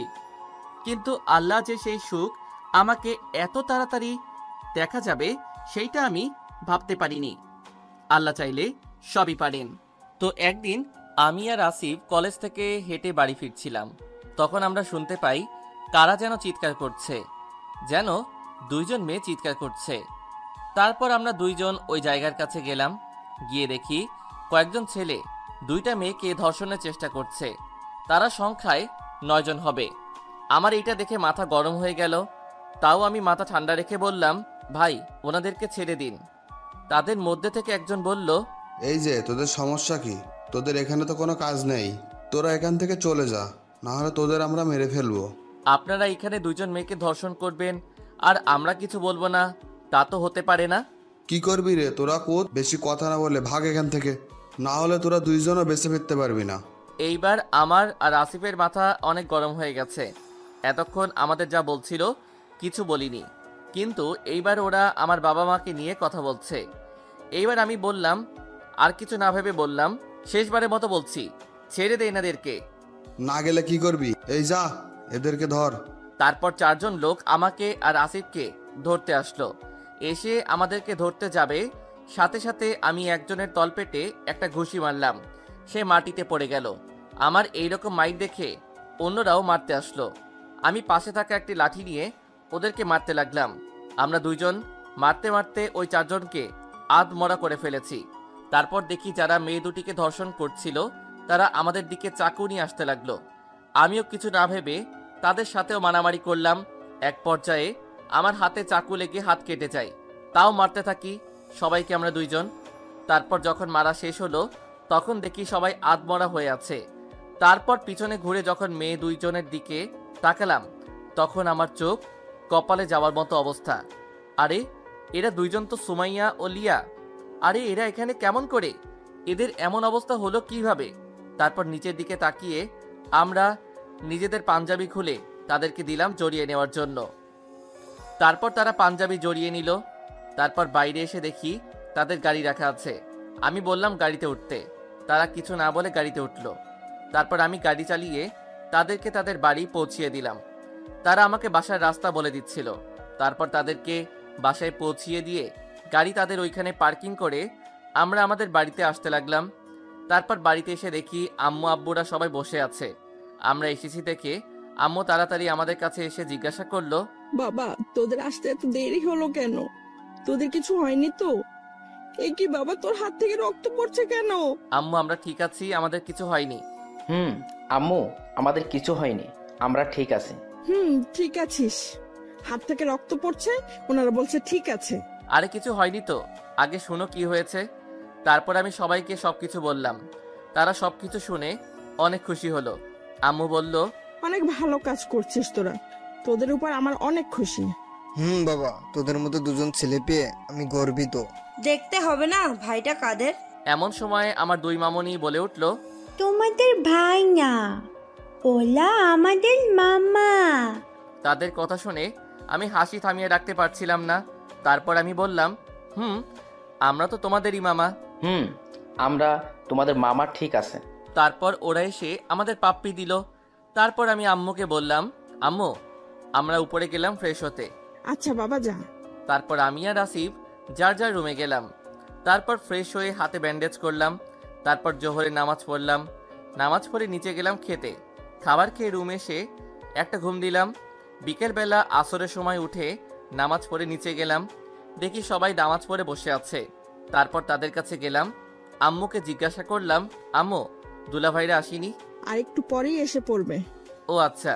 তারপর আমি আর আসিফ আমার দুই মামনির সাথে খেলতে লাগলাম। আর ওরা দুইজন তো এক একটা যেই পাকনা পাকনা কথা বলে, তা শুনে হাসি আর থামিয়ে রাখা যায় না। কিছুক্ষণ পরে দুলাভাইরা আসলেন। তারপর তারা ফ্রেশ হতে গেলেন। ফ্রেশ হয়ে এসে আমরা সবাই মাগরিবের নামাজ পড়লাম। নামাজ পড়ে আমি আর আসিফ পড়তে বসলাম। পড়তে পড়তে এশারের আজান দিয়ে দিল। তারপর নামাজ পড়ে আবার পড়তে বসলাম। রাত 10টা পর্যন্ত পড়ে নিচে গেলাম খাবার খেতে। ও আপনাদের তো বলাই হয়নি, আমার পরিবারের লোকেরা এখন ইসলামের সব বিধিবিধান মেনে চলে। আব্বু আম্মু সবাই নিয়মিত 5 ওয়াক্ত নামাজ পড়ে। এখন আব্বু দুলাভাইরা ঠিক মতো জাকাতও দেয়। অবিশ্বাস্য হলেও সত্য যে এখন আব্বুর সম্পদের পরিমাণ আগের চেয়ে অনেক বেড়ে গেছে। জাকাত দিলে যে সম্পদ বাড়ে, এটা তো মহান আল্লাহ তাআলা বলেছেন। তাই তো আমাদের সবাই যারা যারা জাকাত দিতে সক্ষম তারা যেন সঠিক সময় জাকাত দিয়ে দেয়। এতে আল্লাহ তাআলা অনেক খুশি হন। যাক, এখন আসল কথায় আসি। খাবার টেবিলে গিয়ে দেখি সবাই বসে আছে। তো আমি আর আসিফ খেতে বসলাম। তো আব্বু বললেন যে, তোমাদেরকে একটা সুখবর দেওয়ার আছে। কি খবর? আমি আর জামাই মিলে ঠিক করেছি যে আমরা এই বছরে হজে যাব। সেই জন্য সব কাজ আমরা করে এসেছি। আলহামদুলিল্লাহ, অনেক খুশি হয়েছি আমি। আমরাও। আব্বু যা বলল আমি তো তা শুনে অনেক খুশি লাগছে। দুনিয়ায় সব খুশি এখন আমার কাছেই। খুশি লাগবে না? কোনো দিনও ওই জায়গায় যাই তো তাই। তাও আমি আর আসিফ কানে কানে একটা কথা বললাম, কিন্তু আব্বু আমি আর আসিফ তো যেতে পারবো না, আমাদের পরীক্ষা আছে। কিন্তু আমি তো তোমাদের রেজিস্ট্রেশন করে ফেলেছি। কিন্তু আব্বু আমরা সত্যি সত্যি যেতে পারবো না, তোমাদের ফ্লাইট তখন আমাদের পরীক্ষা থাকবে। তাহলে আমিও যাব না, আমার ছেলেরা না গেলে আমিও যাব না। আমরাও যাব না। এই রে, কি থেকে কি হয়ে গেল? তারপর আমি বললাম, আরে আমাদের যাওয়ার সাথে তোমাদের যাওয়ার সম্পর্ক কি? আছে, তোরা দুইজন না গেলে আমিও যাব না। আমি আর আসিফ তারপর অনেক বোঝালাম। অনেকক্ষণ পরে আম্মু বুঝলো। যাক, বোঝানো গেল তাই ভালো। এখন আপনাদের প্রশ্ন থাকতে পারে আমি আর আসিফ কি কানাকানি করলাম। আমরা একটা প্ল্যান করেছি। আমরা যে যাব না তা না, আমরাও যাব, কিন্তু যাব হজ্জের 10 দিন আগে। এইটা সারপ্রাইজ। কিন্তু আমরা সারপ্রাইজ দিতে গিয়ে যে মিথ্যা বলেছি তা নয়, আমাদের সত্যি পরীক্ষা আছে। কিন্তু আম্মুরা ফ্লাইটের পরপরই আমাদের পরীক্ষা শেষ, তাই আমরা কোনো মিথ্যা বলিনি। তারপর খাওয়া শেষে আম্মু আর আপুরা মন খারাপ করে ঘরে চলে গেল। মন খারাপ তো করবেই। তারপর আমরা যখন উঠতে যাব তখন আব্বু জিজ্ঞাসা করলো, বাবা তোরা না গেলে তো আমরা কেউ যাব না। আমি রেজিস্ট্রেশন ক্যান্সেল করে দেই, তোদের ছাড়া ভালো লাগবে না। তারপর আমি আর আসিফ সব বললাম। তা শুনে তারা সবাই হাসতে লাগলো। তারপর আব্বু বলল, তোদের বুদ্ধি আছে, কেমন করে ভাবলি এসব? আল্লাহ বুদ্ধি দিয়েছেন তাই ভাবতে পারছি। ওকে, তোদের কথা মতোই আমরা কাজ করব। জাজাকুল্লাহ খাইরান আব্বু। তারপর আমি আর আসিফ যার যার রুমে চলে গেলাম। আমি তো অনেক খুশি যে আমি হজে যেতে পারবো। আল্লাহ তাআলা তো বলেছেন, এতে রয়েছে মোকামে ইব্রাহিমের মতো প্রকৃষ্ট নিদর্শন। আর যে লোক এর ভিতরে প্রবেশ করেছে সে নিরাপত্তা লাভ করেছে। আর এ ঘরের হজ করা হলো মানুষের উপর আল্লাহর প্রাপ্য। যেই লোকের সামর্থ্য রয়েছে এই পর্যন্ত পৌঁছার, আর যেই লোক তা মানে না, আল্লাহ সারা বিশ্বের কোনো কিছুরই পরোয়া করেন না। কিন্তু আমরা যে আব্বুর টাকায় যাব তা না, আমরা নিজেদের টাকায় যাব। কেমন করে? আমরা এখন আব্বুর কোম্পানিতে চাকরি করি, আমাদের যেই বেতন সেই টাকা জমিয়েছি, তারপর সেই টাকা দিয়ে যাব। যাক, অনেক কথা বলে ফেললাম, এখন আসল কথায় আসি। তারপর এসব ভাবতে ভাবতে আমি ঘুমিয়ে গেলাম। আর এদিকে সুমাইয়া ভাবছে আমরা কত খারাপ ব্যবহার করলাম ওদের সাথে। ওরা চাইলে তো আমাদের না বাঁচিয়ে চলেও যেতে পারতো। আর আমরা কিনা, ও তো কোনো দিক দিয়ে খারাপ না, খ্যাত না, ওর চেহারাটা তো কত সুন্দর। আমরা কিনা ওদের সাথেই খারাপ ব্যবহার করলাম। না, কালকে আমি আর লিয়া ওদের দুইজনের কাছে ক্ষমা চাবো, যে করেই হোক। এসব ভাবতে ভাবতে লিয়া ঘুমিয়ে গেল। পরদিন সুমাইয়া কলেজে গিয়ে দেখে লিয়া বসে আছে। তারপর সেখানে গিয়ে জিজ্ঞাসা করে, লিয়া, এই লিয়া, কে? ও তুই? কি ভাবছিস রে তুই? আমরা কত খারাপ ব্যবহার করলাম ওদের সাথে, আর কি না ওরাই আমাদের বাঁচাল। ওরাও তো পুরুষ, আর আমাদের যারা রেপ করছিল তারাও পুরুষ। ওদের মতো পুরুষদের দেখলে পুরুষদের উপর বিশ্বাস উঠে যায়, আবার মুসা আর আসিফের মতো পুরুষদের দেখলে বিশ্বাস আরো জন্ম নেয়। ঠিক বলেছিস। আজকে যে করেই হোক ক্ষমা চাবো ওদের কাছে। আমিও যাব। এদিকে আমি আমার প্রতিদিনের রুটিন অনুযায়ী তাহাজ্জুদ নামাজ পড়ার পর পড়তে বসলাম। তারপর পড়া শেষে নাস্তা করে দুইজন কলেজে গেলাম। যাওয়ার আগে দেখি আম্মু আর আপুদের মন খারাপ, কিন্তু এমন সারপ্রাইজ দিব যে এই জন্য কিছু বলতে পারছি না। আমারও খারাপ লাগছে। তারপর আমি আর কলেজে গেলাম। গেট দিয়ে ঢোকার সময় আমাদের সামনে সুমাইয়া ও লিয়া এসে দাঁড়ালো। তারপর আমি বললাম, আজকেও আমাদেরকে অপমান করবেন? তারপর সুমাইয়া আর লিয়া আমাদের দুইজনকে যা বলল তা শুনে আমার দুই কান বিশ্বাস করতে পারছি না। তারা বলল, আমাদের দুজনকে মাফ করে দাও মুসা। প্লিজ আসিফ, আমাদের দুইজনকে মাফ করে দিও। তাদের কথা শুনে আমি আর আসিফ রীতিমতো অবাক। যে মেয়ে দুইজন প্রতিদিন আমাদের অপমান করত তারা কিনা আজকে আমাদের কাছে ক্ষমা যাচ্ছে। হয়তো আল্লাহ তাআলা এদের হেদায়েত দিয়েছে। যাক, তারা নিজেদের ভুল বুঝতে পেরেছে, তাতেই আমরা খুশি। তো আমি বললাম, আপনারা ক্ষমা চাচ্ছেন কেন? আপনারা তো কিছুই করেননি। না, আমরা তোমাদের সাথে অন্যায় করেছি। প্রতিদিন তোমাদের দুজনকে কলেজের সবার সামনে অপমান করেছি। প্লিজ আমাদের ক্ষমা করে দাও। প্লিজ আমাদের ক্ষমা করে দিও। আমি আপনাদের উপর রেগে নেই। আমি অনেক আগেই আপনাদের ক্ষমা করে দিয়েছি। আমরা আপনাদের উপর রেগে নেই, তাহলে ক্ষমা করার প্রশ্ন আসে না। না, তোমরা আমাদের ক্ষমা করোনি, তাহলে এভাবে কথা বলতে না। প্লিজ আমাদের ক্ষমা করে দাও। আরে কি করছেন? হাত ছাড়ুন। আমি তো বললাম আমরা আপনাদের ক্ষমা করে দিয়েছি। তাহলে আজকে থেকে আমরা ফ্রেন্ডস। আজকে থেকে আমরা ফ্রেন্ডস। সরি, আমার কোনো মেয়ে বন্ধুর প্রয়োজন নেই। আর বিয়ের আগে কোনো মেয়ের সাথে মেলামেশা করা ইসলামে জায়েজ না। তাই আমরা আপনাদের সাথে ফ্রেন্ডশিপ করতে পারবো না। কিন্তু কেন? কারণটা তো আপনাদের বললাম। তারপর আমি আর আসিফ ক্লাসের দিকে যেতে লাগলাম। আর এদিকে সুমাইয়া আমার দিকে তাকিয়ে ভাবছে আমাদের সাথে বন্ধুত্ব করলো না কেন। কলেজের সব ছেলেরা আমাদের সাথে বন্ধুত্ব করার জন্য পাগল হয়ে যায়, আর আমরা নিজেরা বললাম তাও রাজি হলো না। না, যে করেই হোক ওদের সাথে বন্ধুত্ব করেই ছাড়বো। তারপর সুমাইয়া লিয়ার দিকে তাকালো। দেখে লিয়া এক দৃষ্টিতে আসিফের যাওয়ার দিকে তাকিয়ে আছে। তাই সুমাইয়া জিজ্ঞেস করলো, লিয়া, আই লিয়া। কি হয়েছে? তুই কি ভাবছিস? কই কিছু না তো। কিছু তো একটা ভাবছিস। মুসার বন্ধু আসিফ কত সুন্দর না? কত সুন্দর চেহারা, একেবারে নূরের মতো। আর শরীর দিয়ে কত সুন্দর আতরের ঘ্রাণ আসছে। ও এই কথা। তো লিয়া মামুনি মনে হয় আসিফের প্রেমে পড়েছে। হুম ধুর, কি যে বলিস না। বুঝি বুঝি, সব বুঝি। তুই তো সব বুঝিস। তুই মনে হয় মুসার প্রেমে পড়িসনি। তা না হলে এতক্ষণ ওর দিকে এভাবে ড্যাপ ড্যাপ করে তাকিয়ে থাকতি? ধুর, কি যে বলিস। থাক, আর কিছু বলতে হবে না, ক্লাসে চল। চল। তারপর সুমাইয়া আর লিয়া ক্লাসের দিকে যেতে লাগলো। সুমাইয়া ভাবছে আসলেই তো মুসাও তো কম সুন্দর না, ও তো অনেক সুন্দর। কি সুন্দর ফর্সা চেহারা, মুখটাও কি সুন্দর, যে কোনো মেয়ে দেখলেই প্রেমে পড়ে যাবে। এইসব ভাবতে ভাবতে সুমাইয়া ক্লাসে আসছে, আর এদিকে আমি আর আসিফ ক্লাসে গিয়ে একটা বেঞ্চে বসলাম। তারপর আসিফ আমাকে বলল, ভাই মুসা, বল ভাই। আজকে আমাদের কাছে ওরা ক্ষমা চাইলো কেন? আমিও জানি না। যে মেয়েরা আমাদের দুজনকে প্রতিদিন অপমান করত, তারা কিনা আমাদের কাছে মাপ চেয়েছে।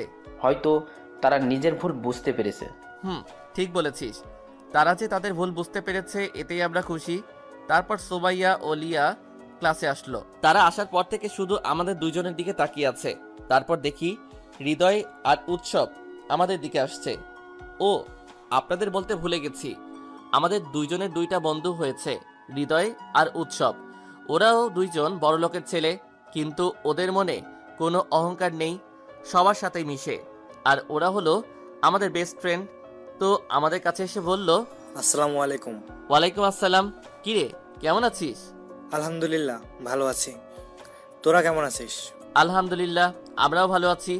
মুসা, আজকে দেখলাম সোমায়া আর লিয়া তোদের সাথে ভালো ব্যবহার করছে। যে মেয়েরা তোদের প্রতিদিন অপমান করত, তারা কিনা আজকে তোদের সাথে ভালো ব্যবহার করছে। কাহিনী কি? তারপর আমি আর আসিফ ওদেরকে সবকিছু বললাম। ওরা শুনে তো অবাক। হৃদয় বলল, দোস্ত, ওরা তোদের কাছে ক্ষমা চেয়েছে। ভাই। যাক ভাই, ওরা যা নিজেদের ভুল বুঝতে পেরেছে তাই ভালো। এইভাবেই আমরা কথা বলছিলাম। আর একটু পরে স্যার আসলেন, আর আমরা যে যার বেঞ্চে চলে গেলাম। তারপর স্যার ক্লাস নেওয়া শুরু করলেন। পরে আমরা ক্লাসে মনোযোগ দিলাম। এইভাবেই একটা একটা করে ক্লাস শেষ হয়ে গেল। যখন আমরা দুইজন বের হতে যাব, এমন সময় সুমাইয়া ও লিয়া আমাদের সামনে এসে পথ আগলে দাঁড়ালো। আমি বললাম, কি হলো, আমাদের পথ আটকিয়েছেন কেন? সরুন। সরতে পারি যদি তোমরা আমাদের সাথে বন্ধুত্ব করো। বললাম তো, আমরা আপনাদের সাথে বন্ধুত্ব করতে পারবো না। জানো, কলেজের সব ছেলেরা আমাদের সাথে বন্ধুত্ব করার জন্য পাগল, আর আমরা নিজেরা তোমাদের কাছে আসলাম বন্ধুত্ব করতে, তাও তোমরা না করে দিচ্ছ। সবাই পাগল হলেও আমরা পাগল না। এখন সরেন, আমাদের কাজ আছে। এই বলে আমি আর আসিফ পাশ কাটিয়ে চলে এলাম। এদিকে সুমাইয়া বলছে, তোমাদের সাথে তো বন্ধুত্ব করেই ছাড়বো, যে করেই হোক। করবই। এই বলে তারা অন্যদিকে যেতে লাগলো, আর আমি আর আসিফ বাসায় চলে আসলাম। বাসায় এসে দেখি আম্মু আর আপুদের মন খারাপ। আমারও খারাপ লাগছে, কিন্তু কিছু করার নেই। তাই আম্মুকে বললাম, আসসালামু আলাইকুম আম্মু। ওয়ালাইকুম আসসালাম। তোরা এসেছিস বাবা? যা গিয়ে ফ্রেশ হয়ে নে। তারপর আমি আর আসিফ রুমে চলে আসলাম। আমি রুমে এসে ফ্রেশ হয়ে নামাজ পড়লাম। নামাজ পড়ে নিচে খেতে গেলাম। নিচে গিয়ে দেখি আসিফ টেবিলে বসে আছে। তারপর আমি টেবিলে বসলাম। তারপর আম্মু আমাদের খাবার দিল। আমি বললাম, আম্মু আপু, তোমাদের মন খারাপ কেন? মন খারাপ হবে না? আমরা হজে যাব, আর তোরা যাবি না? আম্মু, আমাদের পরীক্ষা আছে, না থাকলে ঠিকই যেতাম, চিন্তা করো না। পরে আবার ইনশাল্লাহ আমরা সবাই একসাথে যাব। তারপর আমি আর আসিফ খাওয়া শেষ করে রুমে চলে আসলাম। এসে পড়তে বসলাম। পড়তে পড়তে আসরের আজান দিয়ে দিল। নামাজ পড়লাম। নামাজ শেষে আবার পড়তে বসলাম। তারপর পড়া শেষে নিচে গেলাম। নিচে গিয়ে দেখি আব্বুরা এসে পড়েছে। তারপর আমি গিয়ে আব্বুকে বললাম, আব্বু, সব ব্যবস্থা করেছো? বাবা, সব শেষ। আমাদের ফ্লাইট 10 দিন পরে, অর্থাৎ হজের 10 দিন আগে তোমাদের ফ্লাইট। আলহামদুলিল্লাহ, যাক, সব কাজ ঠিক মতো হয়েছে। তারপর আরো কিছুক্ষণ কথা বললাম। তারপর মাগরিবের আজান দিল। সবাইকে নিয়ে নামাজ পড়ে রুমে চলে আসলাম। এসে পড়তে বসলাম। সামনে পরীক্ষা তো, তাই বেশি করে পড়ছি। তারপর পড়া শেষে নামাজ পড়ে খেয়ে ঘুমিয়ে গেলাম। তারপর রাত 3টায় ঘুম থেকে উঠে তাহাজ্জুদ পড়ে কিছুক্ষণ কুরআন তিলাওয়াত করলাম। তারপর ফজরের আজান দিল। নামাজ পড়ে পড়তে বসলাম। পড়া শেষে নাস্তা করে দুইজন কলেজে গেলাম। এইভাবেই আমাদের দিন কাটতে লাগলো। প্রতিদিনই ওরা দুইজন আমাদের বিরক্ত করে, আর আমরা সহ্য করি। তারপর আমাদের পরীক্ষার সময় চলে এলো। তাই আমরা দুইজন চিন্তা করলাম যে এই কয়েকদিন বাড়িতে বসে পড়ব। তাই আমরা দুইজন পরীক্ষার আগে কয়েকদিন ভার্সিটিতে না গিয়ে বাসায় বসে পড়াশোনা করলাম। এদিকে এই কয়েকদিন ভার্সিটিতে যাই না বলে সুমাইয়া ও লিয়া তো চিন্তায় শেষ। ওরা মনে করছে যে আমরা আর ভার্সিটিতে আসবো না, সবাই ওদেরকে দোষারোপ করছে। সুমাইয়া ভাবছে কি করলাম আমি এটা, ও যদি আর না আসে তাহলে আমি নিজেকে ক্ষমা করতে পারবো না। এদিকে লিয়াও একই কথা ভাবছে। এভাবেই পরীক্ষার দিন চলে আসলো। সুমাইয়া আর লিয়া দরজার দিকে তাকিয়ে আছে, যদি ওরা আসে।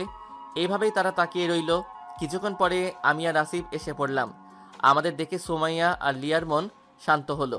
পরীক্ষা দেওয়া শুরু করলাম। পরীক্ষা শেষে লাইব্রেরিতে গেলাম। সেখানে গিয়ে একটা ইসলামিক বই পড়ছিলাম। এমন সময় মনে হলো আমার পিছে কেউ দাঁড়িয়ে আছে। তাও কিছু না বলে পড়তে লাগলাম। আর কিছুক্ষণ পরে আমাকে সুমাইয়া বলল, এই যে হুজুর, আমাকে একটা বই দাও তো। উপরে আছে, গিয়ে নিয়ে নিন। আমার কথায় মনে হয় সে অনেক কষ্ট পেয়েছে। মাথা উঠিয়ে দেখলাম আগের চেয়ে অনেক শুকিয়ে গেছে। চেহারায় আগের সেই উজ্জ্বলতা নেই। তারপরও চলে গেল। যাওয়ার আগে আমাকে বলল, আমি তোমাকে ছাড়া বাঁচবো না মুসা। তারপরও চলে গেল। আর আমি বসে রইলাম। সে যে কি বলে গেল কিছুই বুঝলাম না। তারপর আসিফ আমার কাছে আসলো। পরে আমরা বাসায় চলে আসলাম। এভাবেই দিন যেতে যেতে আব্বু আম্মুদের হজ ফ্লাইটের সময় এসে গেল। আর তার 2 দিন পরে আমাদের পরীক্ষাও শেষ। তো আজকে আব্বু আম্মু ওরা সবাই হজে যাবে। সবাইকে এয়ারপোর্টে ছাড়তে গেলাম। আম্মু আর আপুরা তো আমাদের জড়িয়ে ধরে কান্না করেছে, ছাড়তেই চাচ্ছিল না। আর আমার ভাগ্নিরা তো সকাল থেকে কান্না শুরু করেছে, শুধু বলছে আমরা যাব না, মামা গেলে যাব। তো এনাদেরকে শান্ত করলাম। তারপর সবাইকে বিদায় দিলাম। তার আগে আব্বুর সাথে কথা বললাম যেন ওখানে গিয়ে সব ব্যবস্থা করে রাখে। তারপর আমরা 2 জন বাসায় চলে এলাম। এভাবেই আমাদের আর 2টা পরীক্ষা ছিল, তাও শেষ হয়ে গেল। আলহামদুলিল্লাহ সব পরীক্ষাই অনেক ভালো হয়েছে। তারপর কলেজ 15 দিন বন্ধ দিল। আমরা ওইখানে থাকবো 25 দিন, তাই আরো 15 দিন ছুটি নিলাম। এইভাবে দিন যেতে যেতে আমাদের হজে যাওয়ার দিন চলে আসলো। তারপর আমরা এয়ারপোর্টে গিয়ে সকল ফর্মালিটিস শেষ করে প্লেনে উঠলাম। এইভাবে 6 ঘন্টা জার্নি করে আমরা জেদ্দা ইন্টারন্যাশনাল এয়ারপোর্টে পৌঁছালাম। ওটাই হলো পৃথিবীর সবচেয়ে বড় বিমানবন্দর। ওইখানে হাজিদের জন্য আলাদা টার্মিনাল আছে, ওটা শুধু হজের সময় খুলে। তো আমরা এখানেরও সকল ফর্মালিটিস পূরণ করে বাইরে এসে একটা ট্যাক্সি নিলাম। গন্তব্য মক্কা। প্রথমেই ওখানে গিয়ে উমরা করব। এখন আপনারা ভাবতে পারেন আমার বাবার এত টাকা, তাও আমরা 2 জন ট্যাক্সি নিলাম কেন? আমাদের জন্য তো গাড়ি আসার কথা। হ্যাঁ, কথা ছিল ঠিকই, কিন্তু আমরা না করে দিয়েছি। আমাদের 2 জনের সিম্পলভাবে চলতেই ভালো লাগে। তো আমরা 4 ঘন্টা পর মক্কাতে এসে পৌঁছালাম। তো ট্যাক্সি থামলো মিশফালা রোডে, ইব্রাহিম খালিলুল্লাহ ব্রিজের সামনে। তো সেখান থেকে আমাদের হোটেলে হেঁটে যেতে হয়। হোটেল বেশি দূরে না। ব্রিজের পরে 2টা রোড আছে, একটা হলো আল হিজরা রোড, আরেকটা দিকে হলো আন্ডারগ্রাউন্ড। সেই আন্ডারগ্রাউন্ড পার হলেই জমজম ক্লক টাওয়ার আছে, সেখানে আমাদের হোটেল। তো আমরা আমাদের ব্যাগ নিয়ে হোটেলের দিকে হাঁটতে লাগলাম। কিছুক্ষণ পরেই আমরা 2 জন আমাদের হোটেল জমজম পুলম্যান মক্কাতে আসলাম। এসে আমাদের পরিচয় দিয়ে আমাদের রুমের চাবি নিলাম। সেখানে গিয়ে নিজেদের ব্যাগ রেখে আব্বুদের রুমে গেলাম। ও আপনাদেরকে বলে রাখি, ওইখানে পুরুষ ও মহিলাদের রুম আলাদা। একই রুমে শুধু স্বামী স্ত্রী থাকতে পারবে। এখানে তো সবাই আছে, তাই আলাদা রুমের ব্যবস্থা করা হয়েছে। তো আব্বুদের রুমে গিয়ে বললাম, আসসালামু আলাইকুম। ওয়ালাইকুম আসসালাম। এসে গেছিস তোরা? আব্বু। আচ্ছা আব্বু, আম্মুরা কোথায়? আমাদের পাশের রুমে। এখন যাবি? না আব্বু, আজকে বিকালে সারপ্রাইজ দিব। ওকে, এখন কি করবি? এখন আমরা 2 জন উমরা করব। উমরা করার পরে অন্য কাজ। ওকে, যা, সাবধানে যাবি। তারপর আমি আর আসিফ হোটেল থেকে নেমে কাবা শরীফের দিকে গেলাম। সেখানে গিয়ে দেখি অনেক মানুষ, হজের মাস তো, তাই অনেক ভিড় থাকে। তো আমরা 2 জন কাবা শরীফের সামনে গিয়ে হাজরে আসওয়াদকে সামনে রেখে তাওয়াফ শুরু করলাম। তাওয়াফে 7টা চক্কর দিতে হয়। প্রতি চক্করে হাজরে আসওয়াদকে চুম্বন করতে হয়। হজের সময় হাজরে আসওয়াদের সামনে অনেক ভিড় থাকে, তাই ইশারায় চুম্বন করলে কোনো সমস্যা হবে না। এভাবে তাওয়াফ শেষে মাকামে ইব্রাহিমকে সামনে রেখে 2 রাকাত নামাজ পড়লাম। তারপর জমজম পানি খেয়ে সাফা মারওয়া পাহাড়ের দিকে গেলাম সাই করতে। সাইও 7 বার। এখানে শুধু 2 পাহাড়ের মধ্যবর্তী স্থানে সবুজ বাতি জ্বালানো আছে, সেখানে পুরুষ হাজিদের দৌড়াতে হয়। তারপর আমরা 2 জন সাই করা শেষে চুল ছেটে হোটেলে এসে পড়লাম। তারপর ফ্রেশ হয়ে দিলাম এক ঘুমে আসরের সময় উঠে 2 জন গেলাম কাবা শরীফে নামাজ পড়তে। নামাজ শেষে হোটেলে আব্বুর রুমে গেলাম। তারপর সেখানে গিয়ে বললাম, আব্বু আম্মুরা রুমে আছে। আছে, যা তোরা সারপ্রাইজ দিয়ে আয়। তারপর আমি আর আসিফ আম্মুদের রুমে দরজার বাহিরে দাঁড়ালাম। আড়ি পেতে শুনছিলাম আম্মুরা কি বলে। তো আম্মুরা বলছিল, খুব খারাপ লাগছে, এতদিন পর ছেলে দুটোকে পেলাম, তা ওদের ফেলে আসতে হলো। কি করছে ওরা এখানে? কেমন আছে? কিছুই জানি না। জানি না আমার ছেলে দুটো কি করছে। যদি ওরা এখনই এসে পড়তো, আল্লাহ ওদেরকে ভালো রেখো। আমি আসিফকে বললাম, এখনই সারপ্রাইজ দেওয়ার মোক্ষম সময়। তারপর আমরা দরজা ঠেলে ভিতরে ঢুকলাম এবং বললাম, তুমি আল্লাহর কাছে বলেছ আর আল্লাহ তোমাদের দোয়া কবুল করেছেন। মুসা, আসিফ, তোরা এখানে? তোদের না পরীক্ষা ছিল? আমাদের পরীক্ষা ছিল, কিন্তু তোমাদের আসার 2 দিন পর শেষ হয়ে গেছে। তারপর তাদের আমাদের প্ল্যান শুরু থেকে বললাম। ভাইরে ভাই, এই কথা শোনার পর যে আমাদের উপর দিয়ে ঘূর্ণিঝড় আমপান, বুলবুল, সিডর, টর্নেডো সব বয়ে যাবে, যদি জানতাম তাহলে ভুলেও বলতাম না। বুঝেননি তো? দাঁড়ান, সব বুঝিয়ে বলছি। মানে আমার আম্মু আমাদের 2 ভাইয়ের কান টেনে বলে, ফাজিল ছেলের দল, অনেক বুদ্ধি হয়েছে না তোদের? আমাদের এতদিন কষ্ট দিলি কেন? আগে বলতে পারতি না? আম্মু ছাড়ো, ব্যথা লাগছে। যদি তোমাদেরকে বলতাম তাহলে সারপ্রাইজ থাকতো। লাগুক ব্যথা, শয়তান ছেলে। আমাকে কষ্ট দিয়েছিস, তোর বোনদেরও কষ্ট দিয়েছিস, আমাদের কষ্ট হয়নি? আম্মু আমাদের ছাড়ো, ব্যথা পাচ্ছি। আমাদের তো কম কষ্ট হয়নি। তোদের এত সহজে ছাড়বো না। আম্মু ছাড়বে না ওদের। আমার আপুদের ভাবসাব দেখে মনে হলো আজকে আমরা 2 জনের অবস্থা খারাপ করা হবে। কিছু না ভেবে দিলাম দরজার দিকে দৌড়। ও আল্লাহ, আমার ভাগ্নি 2 জন দেখি দরজা বন্ধ করে দিয়েছে। এইবার আমরা শেষ। দেখি আমার বোন 2 জন বালিশ নিয়ে আসছে। ওরে আল্লাহ, এ দেখি আমাদের মারার জন্য আসছে।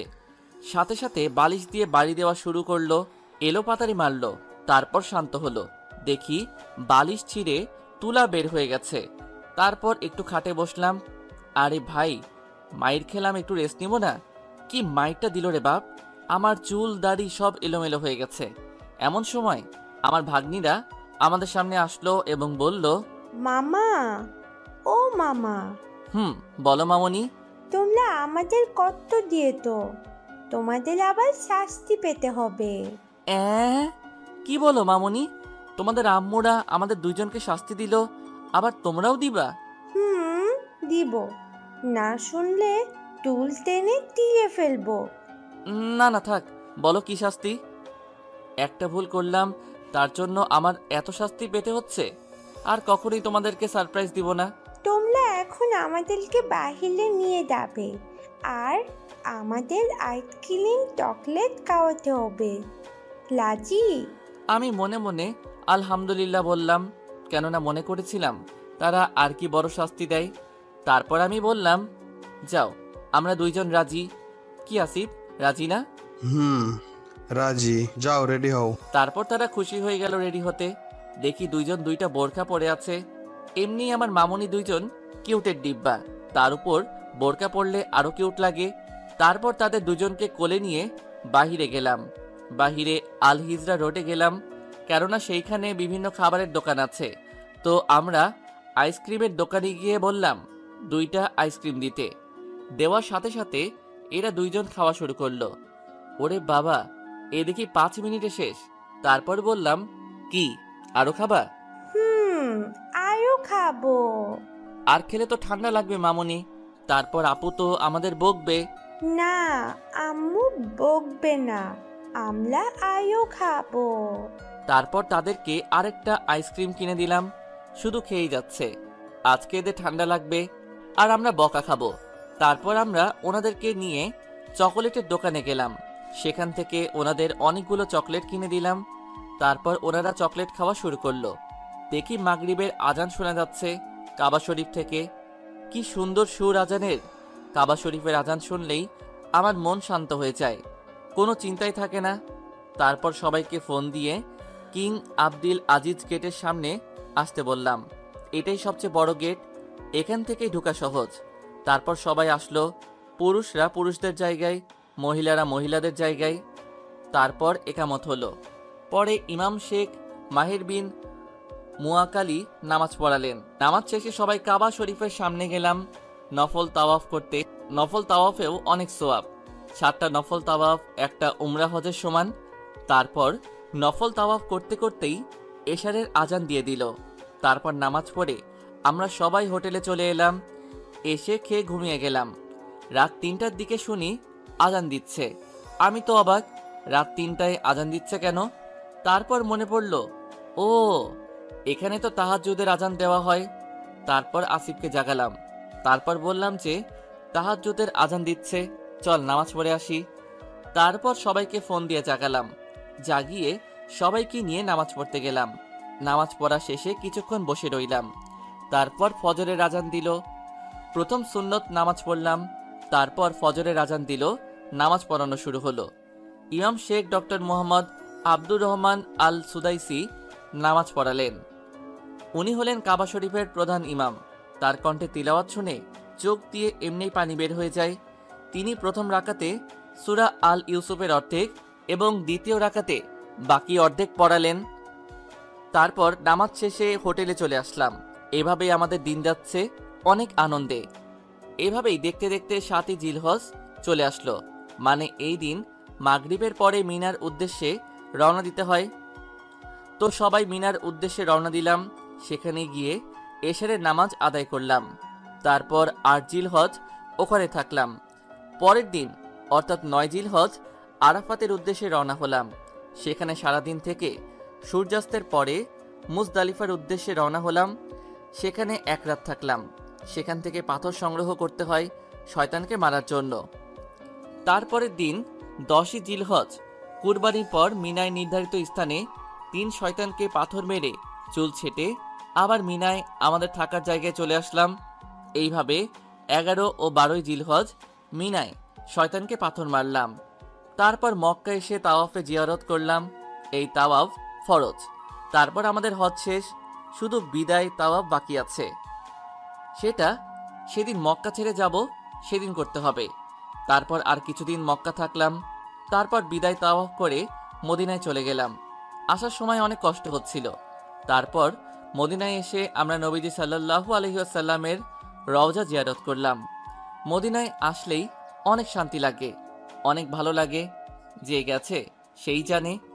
তারপর সেখানে কিছুদিন থাকলাম। আমাদের আগে আমার পরিবারের সবাই চলে গেল, কিন্তু আমরা আরও পরে এসেছি বলে থেকে গেলাম। চাইলে আমরাও যেতে পারতাম। আব্বু আমাদের সেই ব্যবস্থা করে দিত, কিন্তু আমরা যাইনি। আব্বুর অনেক কাজ আছে, তাই তারা চলে গেছে। তো আমরা আর কিছুদিন থাকলাম আর তাদের জন্য কিছু গিফট কিনলাম। এভাবেই আমাদের যাওয়ার সময় হলো। মদিনা ছেড়ে যেতে আমারও অনেক কষ্ট হচ্ছিল, অনেক কান্না পাচ্ছিল। তারপর আমরা দেশে চলে গেলাম। তার আগে কিন্তু আম্মুকে জানাইনি। তারপর বাসায় পৌঁছে বাসার দরজায় নক করলাম। আম্মু দরজা খুলল। আমাদের দেখে তো অবাক। আমি বললাম, আসসালামু আলাইকুম আম্মু। ওয়ালাইকুম আসসালাম বাবা। তোরা? আম্মু আমরা। তোরা আসবি আগে বলবি না? অনেক ভালো, আয় ভিতরে আয় তোরা। তারপর আমরা ভিতরে গেলাম। গিয়ে দেখি আমার মামুনি 2 জন খেলা করছে। যেই আমাদের দেখলো অমনি দৌড়ে এসে আমাদের কোলে উঠে গেল। বলল, মামা তোমরা এতে তো? মামুনি এসেছি, তোমাদের জন্য গিফটও নিয়ে এসেছি। কি এনে তো? এই যে এই সব কিছু তোমার আর সাফার জন্য। থ্যাংক ইউ মামা। তারপর তারা ওইসব জিনিস নিয়ে গেল। তারপর আমরা আম্মুদের জন্য যেই সব গিফট আনলাম সেগুলো তাদেরকে দিয়ে দিলাম। কি খুশি। তারপর আমার রুমে গিয়ে ফ্রেশ হয়ে রেস্ট নিলাম। তারপর আব্বুর আসলো। একটু গল্প করে খেয়ে ঘুমিয়ে গেলাম। ও আপনাদেরকে তো সুমাইয়া ও লিয়ার কথা বলাই হয়নি। এদিকে সুমাইয়া আর লিয়া কলেজ খোলার পরও আমরা আসলাম না দেখে চিন্তায় শেষ। জানতে পারলো যে আমরা ছুটি নিয়েছি। তারা তো কান্না করতে করতে শেষ। সুমাইয়া লিয়াকে জিজ্ঞাসা করে, কি লিয়া, কি ভাবিস? সুমাইয়া, আমি আসিফকে অনেক ভালোবাসি, কিন্তু ও তো আর এলো না। ওকে বোঝে না যে আমি ওকে ভালোবাসি। আমিও মুসাকে অনেক ভালোবাসি। কলেজের সব থেকে ভদ্র ছেলে ও। কত সুন্দর চেহারা ওর, কত সুন্দর করে কথা বলে। আসিফ আসলেই আমি ওকে আমার মনের কথা বলে দেব। আমিও সেই অপেক্ষায় আছি। ও আসলে আমিও আমার মনের কথা ওকে খুলে বলবো। এভাবেই তারা ভাবছে কিভাবে আমাকে আর আসিফকে তাদের মনের কথা বলবে। আর এদিকে আমি পরের দিন তাহাজ্জুদ পড়ে ফজর পড়ে পড়তে বসলাম। পড়তে পড়তে 8টা বেজে গেল। তারপর নাস্তা খেয়ে সবার কাছ থেকে বিদায় নিয়ে আমরা দুইজন কলেজে গেলাম। গিয়ে যখন গেট দিয়ে ঢুকবো তখনই আমার সাথে যা ঘটলো তার জন্য আমি মোটেও প্রস্তুত ছিলাম না। দেখি কে জানি আমাকে জড়িয়ে ধরেছে। আমি সাথে সাথে নিজেকে ছাড়িয়ে নিয়ে পিছনে চলে গেলাম। দেখি সুমাইয়া আমার সামনে, আর এদিকে আসিফকে তো লিয়া এমনভাবে জড়িয়ে ধরেছে যে আসিফ ছাড়াতেই পারছে না। আমি সুমাইয়াকে বললাম, আপনি আমাকে জড়িয়ে ধরেছেন কেন? মুসা, তুমি এতদিন কোথায় ছিলে? তোমার কিছু হয়নি তো? কলেজ খোলার পরেও তুমি 15 দিন আসোনি। জানো কত চিন্তায় ছিলাম। আমার কাজ ছিল তাই ছুটি নিয়েছি। আর আমার জন্য আপনি চিন্তা করবেন কেন? আমার মতো ছোট লোকের জন্য কে চিন্তা করে? চুপ, কথায় কথায় নিজেকে ছোট লোক বলবে না। আর কেন চিন্তা করি তুমি তা বোঝো না? কি বুঝবো? আমি তোমাকে একটা কথা বলতে চাই মুসা। বলেন। আমি তোমাকে ভালোবাসি মুসা, অনেক ভালোবাসি।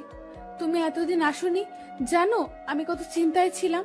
প্লিজ আমাকে ফিরিয়ে দিও না। এই বলে আমাকে জড়িয়ে ধরলো।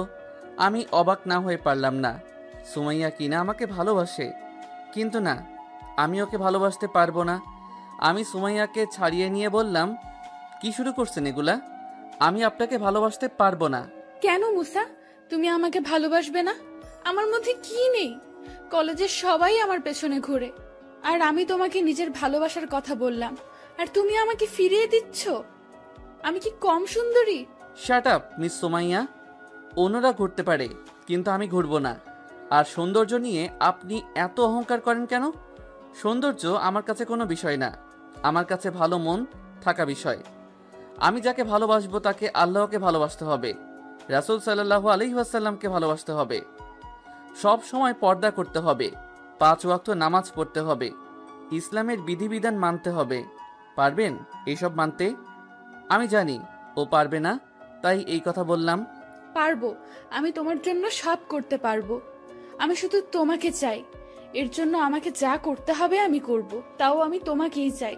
ওকে, দেখি কেমন পারেন। এই বলে আমি আসিফকে নিয়ে চলে আসছিলাম। তারপর ক্লাসে এসে বসলাম। তারপর হৃদয় আর উৎসব আমাদের কাছে আসলো। এসে জিজ্ঞাসা করলো, কিরে মুসা, আসিফ তোদের ওরা কি বললো? তারপর আমি ওদেরকে সব বললাম। তারা শুনে যেন আকাশ থেকে পড়লো। হৃদয় বলল, দোস্ত, যেখানে কলেজের সব ছেলেরা ওদের পেছনে ঘুরতো, আর সেখানে কিনা ওরা তোদের ভালোবাসে, সত্যি তোরা অনেক লাকি। কিন্তু আমরা ওদেরকে কিছু শর্ত দিয়েছি। সেই শর্ত যদি ওরা পূরণ করতে পারে তাহলে আমরা ওদেরকে বিয়ে করব। জানি ওরা পারবে না। দেখি কি হয়, আমার তো লাগছে যে ওরা পারবে। দেখি কি হয়। তারপর আমরা গল্প করছিলাম। একটু পর সুমাইয়া ও লিয়াও ক্লাসে আসলো। এসে মুসার দিকে তাকিয়ে ভাবতে লাগলো, তোমাকে যে করি হোক আমি আমার নিজের করে নিবই। তারপর সুমাইয়া লিয়াকে বলল, লিয়া, বল।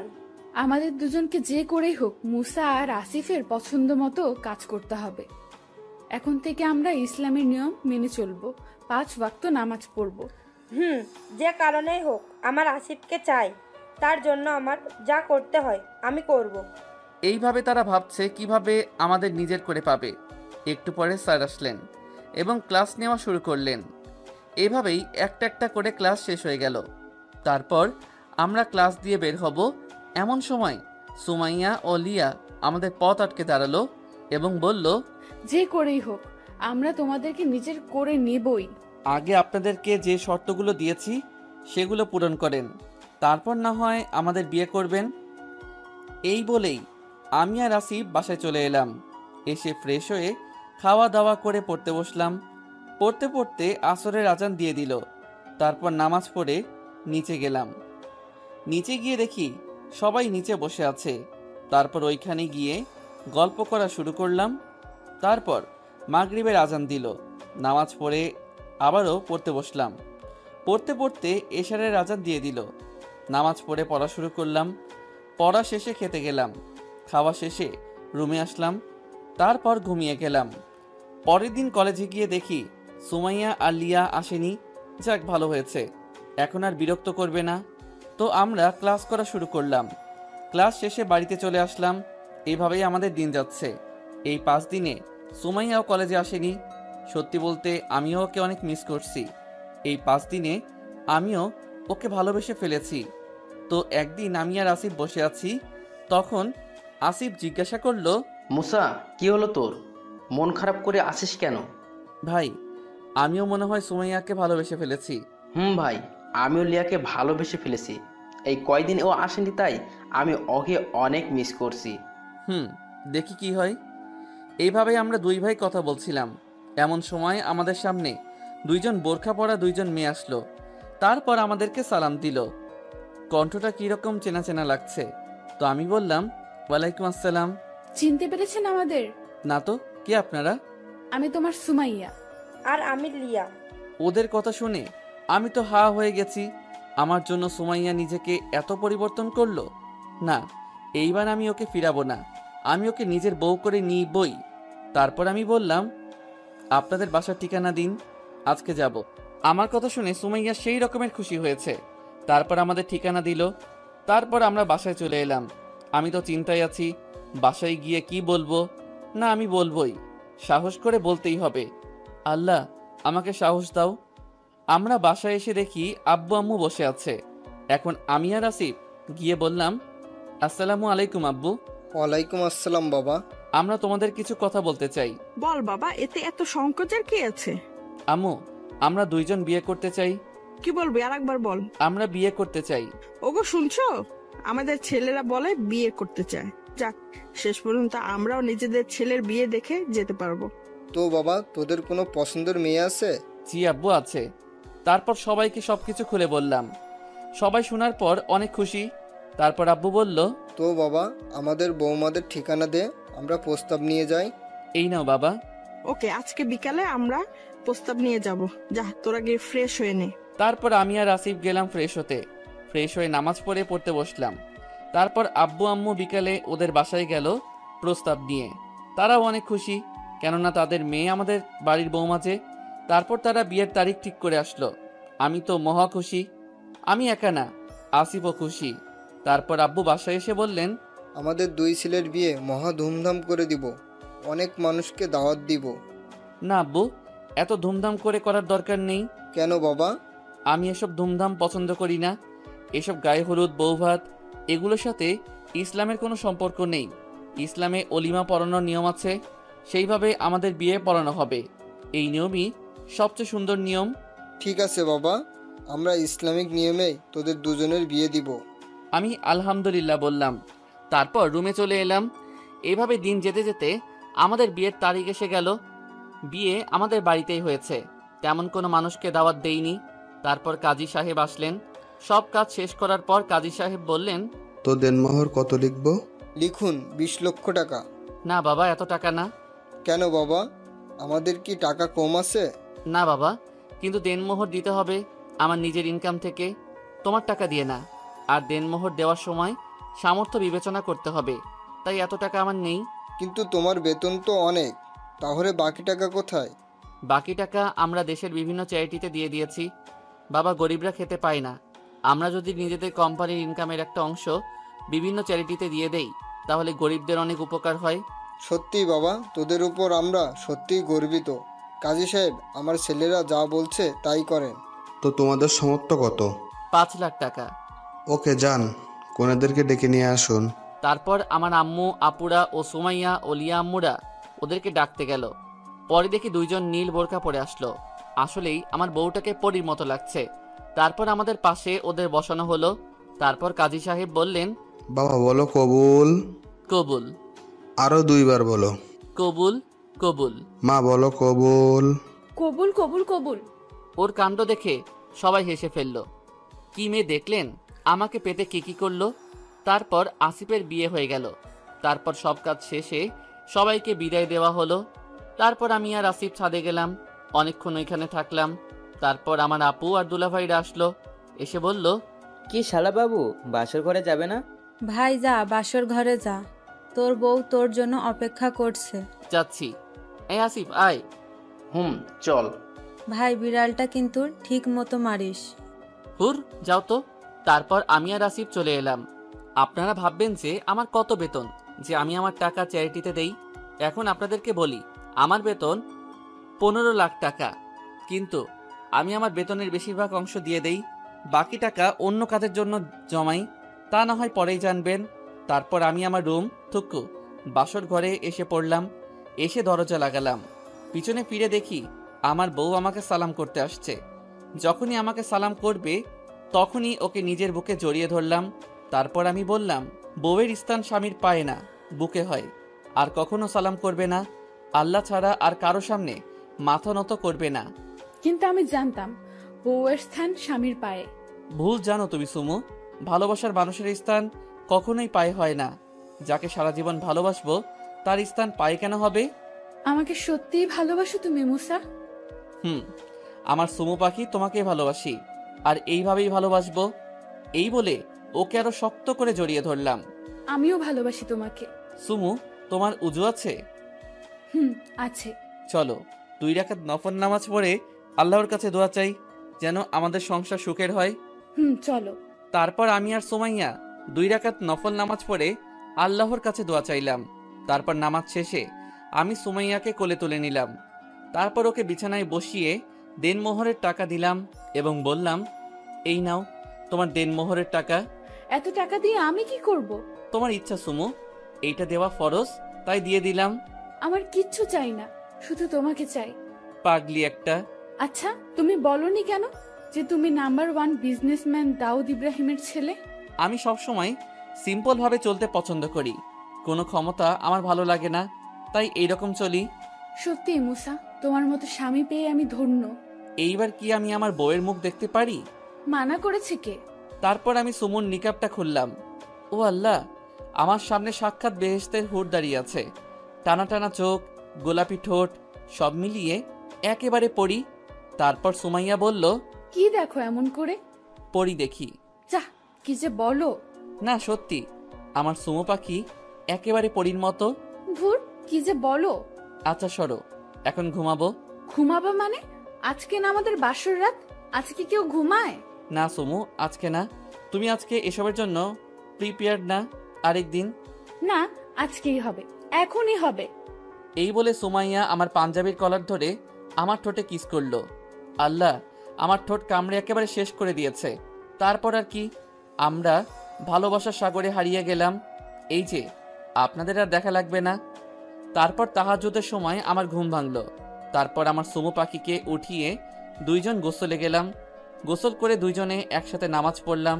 তারপর আমি কুরআন তিলাওয়াত করছিলাম আর ও শুনছিল। তারপর ফজরের আজান দিল। আমরা 2জন নামাজ পড়ে ঘুমাতে গেলাম। ও শুয়েই আমার বুকে মাথা রাখলো। আমিও না করলাম না, একেবারে শক্ত করে জড়িয়ে ধরলাম। তারপর ঘুমিয়ে গেলাম। সকাল 8টায় দেখি কে যেন আমার নাক ধরে টানছে। চোখ খুলে দেখি আমার সুমু পাখি আমার নাক টানছে। ও একটা নীল কালারের শাড়ি পরেছে, দেখতেও পরীর মতো লাগছে। তারপর আমি উঠে গেলাম, ফ্রেশ হতে যাচ্ছিলাম, এমন সময় সুমাইয়া আমার হাত ধরে আমাকে বিছানায় ফেলে দিল। তারপর আমার বুকের উপরে উঠল। আমি বললাম, নামো, কেউ এসে পড়বে। না, আগে আমাকে পাপ্পি দাও। পরে দেই, এখন কেউ দেখে ফেলবে। না, আগে আমাকে পাপ্পি দাও। তারপর কথা, আমি সুমাইয়ার কপালে একটা পাপ্পি দিলাম। ও বলল, আমি এখানে দিতে বলেছি। তাহলে কোথায়? এই যে এখানে। না, এখন না, কেউ এসে পড়বে। বুঝতে পেরেছি, আমারটা আমারই আদায় করা লাগবে। এই বলে সুমাইয়া আমার ঠোঁটে কিস করলো। কিছুক্ষণ পর ছেড়ে দিয়ে বলল, কি, কেমন লাগলো? ভালো। তারপর আমি ফ্রেশ হতে গেলাম। ফ্রেশ হয়ে নিচে গিয়ে দেখি আমার বউ আমার আম্মু আপুদের সাহায্য করছে। তো টেবিলে গিয়ে বসলাম। দুলাভাই জিজ্ঞাসা করলো, কি শালা বাবু, কেমন কাটলো বাসর রাত? আলহামদুলিল্লাহ ভালো। বিড়াল ঠিক মতো মেরেছো তো? ধুর দুলাভাই, কি যে বলেন না। তারপর আমাদের নাস্তা দেওয়া হলো। খেয়ে রুমে চলে এলাম 2জন রেডি হতে, কারণ কলেজের কেউ জানে না আমরা স্বামী স্ত্রী, তাই আমরা কলেজে যাচ্ছি। আমরা কলেজে একসাথে যাব ঠিকই, কিন্তু কলেজের সামনে গিয়ে আলাদা হয়ে যাব। আবার কলেজ ছুটির পর আমরা একসাথে হাত ধরাধরি করে আসব। এইভাবেই আমাদের দিন কাটতে লাগলো। প্রতিদিন আমরা একসাথে কলেজে আসি, একসাথে বাসায় যাই, জড়াজড়ি করে ঘুমাই। কত ভালো লাগে নিজের ভালোবাসার মানুষকে বুকে জড়িয়ে রাখতে। এইভাবেই আমাদের ভালোবাসার সম্পর্ক চলছিল। এদিকে আমাদের ফাইনাল পরীক্ষা এসে গেল। আমাদের পরীক্ষা আলহামদুলিল্লাহ ভালো হয়েছে। তো আজকে আমাদের অনার্স ফাইনাল ইয়ারের পরীক্ষার রেজাল্ট দিবে। তো এই অনুষ্ঠানের প্রধান অতিথি আমাদের বাবা অর্থাৎ দাউদ ইব্রাহিম। তো আব্বু আসলো। প্রিন্সিপাল স্যার মাইকের সামনে এসে বললেন, আজকে এই পরীক্ষায় যারা ফার্স্ট সেকেন্ড থার্ড হয়েছে তাদের নাম আমি এখন অ্যানাউন্স করব। এই পরীক্ষায় থার্ড হয়েছে মুজাহিদুল ইসলাম উৎসব, সেকেন্ড হয়েছে আসিফ ইব্রাহিম এবং ফার্স্ট হয়েছে মুসা ইব্রাহিম। তোমরা তিনজনেই স্টেজে চলে আসো। আমার আর আসিফের নাম শুনে সবাই আমাদের দিকে হা করে তাকিয়ে আছে। তারপর আমরা স্টেজে উঠলাম। তারপর আব্বু আমাদের তিনজনকে পুরস্কার তুলে দিলেন। তারপর আব্বু সবাইকে উদ্দেশ্য করে বললেন, আজকে আমি তোমাদেরকে আমার ছেলেদের সাথে পরিচয় করে দিব, যারা তোমাদের সাথে এতদিন পড়ালেখা করেছে। এখন তো সবাই অবাক, এত বড় বিজনেসম্যানের ছেলে আমাদের কলেজে পড়তো আর আমরা জানি না। তারপর আব্বু যা বলল তা শুনে সবাই অবাকের চরম সীমায়। আব্বু বলল, আমার দুই ছেলে হলো মুসা ইব্রাহিম এবং আসিফ ইব্রাহিম। মুসার আসিফ আপনার ছেলে? হ্যাঁ, ওরা দুইজন আমার ছেলে। কয়েক বছর আগে আমরা ওদের ফিরে পেয়েছি। তারপর আব্বু সব কথা বলল। তারপর আমরা স্টেজ থেকে নেমে আমার বউদের নিয়ে আমার বন্ধুদের কাছে গেলাম। গিয়ে বললাম, আসসালামু আলাইকুম দোস্ত। ওয়ালাইকুম আসসালাম। কিরে, কেমন আছিস? আলহামদুলিল্লাহ ভালো, তোরা কেমন আছিস? আলহামদুলিল্লাহ ভালো। তোরা দুইজন যে এত বড় লোকের ছেলে তা আগে বলিসনি কেন? আরে আমি সবসময় সিম্পলভাবে চলতে পছন্দ করি। আর আমি আমার বাবার পরিচয়ে পরিচিত হতে চাই না, আমি নিজের পরিচয়ে পরিচিত হতে চাই। ভাই, তোদের সাথে কথাই পারবো না। তা এরা দুইজন কে? এরা দুইজন আমাদের বউ। কি, তোদের বউ? তোরা বিয়ে করলি কবে? এই তো কয়েক মাস আগেই। শেষ পর্যন্ত ওরা তাদের সত্য রাখলো। তারপর আমরা ওখানে বসে গল্প করছিলাম আর আমার সুমু আমার কাঁধে মাথা রেখে বসে আছে। আমারও অনেক ভালো লাগছে। যতই হোক আমার ভালোবাসার মানুষ বলে কথা। তারপর দেখি কলেজের কিছু ছেলে মেয়ে যারা আমাদের দুই ভাইকে অপমান করত তারা আমাদের দিকে আসছে। এসে আমাদের বলল, আমাদের সবাইকে ক্ষমা করে দাও। আসিফ, আমরা তোমাদের দুজনকে দিনের পর দিন না বুঝে অপমান করেছি, প্লিজ আমাদেরকে ক্ষমা করে দাও। আরে আমি আপনাদেরকে কবে মাফ করে দিয়েছি? আমি কিছু মনে করিনি। আর আমার কাছে মাফ চাবেন না, আমি মাফ করার কেউ না। আল্লাহর কাছে মাফ চাবেন, তিনি আপনাদেরকে ইনশাল্লাহ মাফ করে দিবেন। তুমি আসলে অনেক ভালো মুসা। আমি তেমনি যেমন আমাকে আমার আল্লাহ তাআলা বানিয়েছেন। ভালো হবে না, আমার বর বলে কথা। উনি কে? মুসা? ও আমার বউ, তোমরা সবাই ওকে চিনো। ও হলো সুমাইয়া। ও সুমাইয়া? ও আমার সুমাইয়া। তারপর সবাইকে বললাম কিভাবে আমাদের বিয়ে হলো। সবাই তো তা শুনে অনেক খুশি। এইভাবে সবার সাথে গল্প করে বাসায় চলে এলাম। বাসায় এসে সবার সাথে কথা বলে রুমে চলে এলাম। এসে ফ্রেশ হয়ে নামাজ পড়লাম। নামাজ পড়ে খেতে গেলাম। ওইখানে গিয়ে বসে খাওয়া শুরু করলাম। তখন আম্মু বলল, মুসা, আসিফ, তোরা তো বিয়ে করলি, কিন্তু নাতি নাতির মুখ কবে দেখবো? ও কি যে বলো না আম্মু। ওলে বাবালে, আমার ছেলেরা দেখি লজ্জাও পায়। ভাই, আমাদের কিন্তু ভাতিজা ভাতিজি চাই। ওকে, দেখা যাক, আল্লাহ যা দেয় তাই হবে। তারপর খাবার খেয়ে আমার রুমে চলে এলাম। এসে শুয়ে পড়লাম। আরেকটু পরে সুমাইয়া এসে আমার বুকের উপর শুয়ে পড়ল। তারপর আমিও তাকে জড়িয়ে ধরলাম। তখন সুমাইয়া বলল, আই বর শোনো। বউ বলো। আমার না একটা বেবি চাই, একেবারে তোমার মতো রাজপুত্র। না, আমি আমার রাজকন্যা চাই, একেবারে তোমার মতো না, আমার ছেলে চাই। আচ্ছা, আল্লাহ যা দিবে তাই হবে। চলো কাজ শুরু করি। কিসের? বেবি আনার। চলো শুরু করি। না সুমাইয়া, এখন না, আজকে রাত্রে। না, এখনই না করলে আমি নিজেই নিব। এই, তোমার মুখে কি কিছু আটকায় না? না, আটকায় না, কারণ আমি তোমার মতো এত আনরোম্যান্টিক না। এইবার আমার ইগোতে লেগেছে। না, এইটা মানা যায় না। আমারে বলে কি না আনরোমান্টিক। না, এইবার বোঝাতে হবে আমি কত রোমান্টিক। আমি বললাম, আমারে আনরোমান্টিক বললা? তো কি, আমি কত রোমান্টিক আর উনি আমাকে পাত্তাই দেয় না। দাঁড়াও, আমি কত রোমান্টিক দেখাচ্ছি। তোমার দেখানো লাগবে না, আমি দেখাচ্ছি। এই বলে ও আমার দিকে এগোতে লাগলো। কিছুক্ষণ পর ওর নিঃশ্বাস আমার মুখের উপর পড়তে লাগলো। ওর ঠোঁট কাঁপছিল। এমন সময় ও আমার ঠোঁটের সাথে ওর ঠোঁট লাগিয়ে দিল। আল্লাহ, কি জোরে কামড় দিচ্ছে! আমিও কি কম, আমিও রেসপন্স দিচ্ছি। এরপর আর কি, আমাদের মধ্যে যা হওয়ার হয়ে গেল। এইটা আপনারা বিয়ে করলে জানতে পারবেন। আর দোয়া করবেন এরকম রোমান্টিক বউ যেন পাই। তো বিকেলবেলা ঘুম থেকে উঠলাম, তারপর সুমাইয়াকে উঠালাম, তারপর আমরা একসাথে গোসল করতে গেলাম, তারপর আসরে নামাজ পড়ে নিচে গেলাম। নিচে গিয়ে দেখি আব্বু আম্মু সবাই বসে আছে। তারপর আমি ওইখানে গেলাম। যাওয়ার পরে আব্বু বলল, বাবা মুসা, আসিফ, তোদের তো পড়াশুনো শেষ, এখন আমার কোম্পানির দায়িত্ব তোরা দুজনেই নে, আমি আর একা পারছি না। ওকে আব্বু, আমি আর আসিফ কোম্পানির দায়িত্ব নিব। কি বলিস আসিফ? তারপর কিছুক্ষণ গল্প করার পর মাগরিবের আজান দিল। নামাজ পড়ে উপরে চলে আসলাম। এসে ল্যাপটপে কোম্পানির কিছু কাজ করলাম। এইভাবে কাজ করতে করতে এশারের আজান দিয়ে দিল। নামাজ পড়ে নিচে গেলাম খেতে। খাওয়া শেষ করে উপরে এসে ঘুমিয়ে গেলাম। পরের দিন সকালে আমি আর আসিফ রেডি হয়ে আমাদের অফিসে গেলাম। ওইখানে গিয়ে প্রথমে সকল কাজ বুঝলাম, তারপর আস্তে আস্তে সব কাজ বুঝে গেলাম। এভাবেই প্রতিদিন আমি আর আসিফ অফিস সামলাই। এভাবেই আমাদের দিন যাচ্ছে। তারপর দেখতে দেখতে হজের মাসও চলে আসলো। আগে থেকেই আমরা রেজিস্ট্রেশন করে রেখেছি। পরিবারের সবাই জানে, শুধু আমাদের দুইজনের বউ জানে না। এইটা তাদের জন্য সারপ্রাইজ। তো আমি গিয়ে সুমাইয়াকে বললাম, সুমু পাখি শোনো, বলো। আমরা আর কয়েকদিন পর এক জায়গায় যাব। কোথায় যাব? সেইটা বলা যাবে না, সারপ্রাইজ।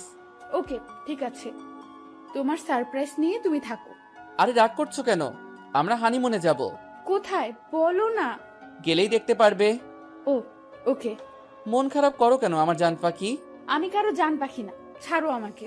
তোমাকে সত্যি একটা সুন্দর জায়গায় নিয়ে যাব, ততদিন অপেক্ষা করো। আচ্ছা। আমি ভাবছি আমার ও তোমাকে বলতে মন চাচ্ছে আমার জান পাখি যে আমরা কোথায় যাব, কিন্তু তোমাকে সারপ্রাইজ দিব বলে বলতে পারছি না। আমারও তো খারাপ লাগছে। তারপর আর কি, আমিও আমার কাজ করতে লাগলাম। দেখতে দেখতে যাওয়ার সময়ও এসে গেল। এই কয়েকদিন ও আমার সাথে তেমন ভালো করে কথাও বলেনি, কিন্তু আমি আজকে এমন সারপ্রাইজ দিব যে তুমি সব সময় মনে রাখবে।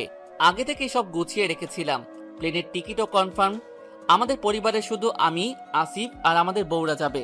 তো আমি সুমাইয়াকে বললাম, জান পাখি বলো। রেডি হয়ে নাও, আজকে তোমাকে সারপ্রাইজ দিব। সত্যি? কি দিবে? ওইটা তো গেলেই বুঝতে পারবে। ওকে, আমি আসছি। যাও তাড়াতাড়ি। তারপর ও চলে গেল। একটু পরে ফিরে এলো। আমি ওকে দেখে তো ক্রাশ নামক জিনিস খেলাম। আরে ভাই, এইটা হালাল ক্রাশ, যখন তখন খেতে পারবেন, সমস্যা নাই। দেখি একটা কালো কালারের বোরখা পরে আছে, এমনি দেখতে পরীর মতো। তার উপর যদি কালো বোরখা পরে তাহলে তো জান্নাতের হুরের মতো লাগে। তো আমি তার দিকে এক দৃষ্টিতে তাকিয়ে আছি। তখনও বলল, এই যে হুজুর, কি দেখেন এমন করে? পরি দেখি, একটা কালো বোরখা পরা পরি। যা দুষ্টু, আমার লজ্জা করে না? ওরে আমার লজ্জাপতি বউরে, যখন আমার সাথে রোম্যান্স করো তখন লজ্জা কই থাকে? তখন লজ্জা থাকে না। আর আমি আমার স্বামীর সাথে রোম্যান্স করি, তাতে তোমার কোনো সমস্যা? সমস্যা হবে কেন? আমার তো ভালোই লাগে। এখন আমার কাছে আসো তো। কেন? আরে আসো না। তারপর ও আমার কাছে আসলো। আমি ওর চোখ বেঁধে দিলাম। ও বলল, এই আমার চোখ বন্ধ করছো কেন? কি বললাম? সারপ্রাইজ। এই জন্য চোখ বন্ধ করবে? করব। আচ্ছা, এখন আমাকে একটা কিস দাও তো। আমি ওর কপালে একটা কিস দিলাম। তখন ও বলল, ওই, আমি এইখানে কিস করতে বলেছি। তাহলে কোথায়? ঠোঁটে। না, পারবো না। তোমার পারতে হবে না, আমারটা আমিই নিব। এই বলে ও আমার দিকে এগিয়ে আসছে। তারপর হঠাৎ ও আমার ঠোঁটে একটা কিস করে দিল। তারপর বলল, দেখলে তো কেমন করে আদায় করতে হয়? দেখলাম, আমিও আদায় করব। দেখা যাবে। তারপর আমি আর সুমাইয়া নিচে গেলাম। এখন তো ওর চোখ বন্ধ, তাই এখন ওনার হাত ধরে নিয়ে যেতে হবে। এখন কি করি? সামনে তো সিঁড়ি। আমি বললাম, জান পাখি, সামনে তো সিঁড়ি। তো আমাকে কোলে করে নিয়ে যাও। কেউ যদি দেখে ফেলে? দেখলে কি হবে? তুমি তোমার বউকে কোলে নিয়েছো, অন্য কাউকে তো নাওনি। ওকে, কোলে নিচ্ছি মহারানী। তারপর আমি ওকে কোলে থেকে নামালাম। তারপর আর ও আমার বুকে মাথা লুকিয়ে আছে। পরে নিচে নামলাম। নেমে দেখি কেউ নেই। যাক বাঁচা গেল। তারপর এসে পড়ল, দেখি আসিফও আমার বুদ্ধি খাটিয়েছে, মানে ও লিয়ার চোখ বন্ধ করে দিয়েছে। তারপর আম্মু বলল, সাবধানে যাস বাবা, বৌমাকে দেখে রাখিস। ওকে আম্মু, তোমরাও সাবধানে থাকবে। আসি কেমন? আসসালামু আলাইকুম। ওয়ালাইকুম আসসালাম। তারপর আমি আর আসিফ গাড়িতে উঠলাম। এখন তো আবার আমাদের বউদেরকে ধরে নিয়ে যেতে হবে।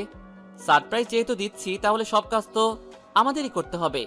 তো গাড়ি আমাদেরকে এয়ারপোর্টে নিয়ে আসলো। তারপর এয়ারপোর্টের ভিতরে ঢুকে সব কাজ করে ইমিগ্রেশনের ভিতরে ঢুকে গেলাম। তারপর আমার বউরা যেন কানে না শুনতে পাই, এই জন্য তাদের কানে এয়ার প্লাগ লাগিয়ে দিয়েছি। সারপ্রাইজ তো দিয়েই ছাড়বো। তারপর ওদেরকে ধরে প্লেনে উঠালাম, যেন বুঝতে না পারে যে আমরা কোথায় উঠছি। তারপর ওদের কানে এয়ার প্লাগ পরিয়ে দিলাম, যেন কিছু না শুনতে পারে। হুম মনুরা, তোমাদেরকে এমন সারপ্রাইজ দিব সারা জীবন মনে রাখবা। তো ওরা জিজ্ঞাসা করলো যে কোথায়। আমরা বললাম আছি একটা জায়গায়। তা তো তোমাদের বলা যাবে না।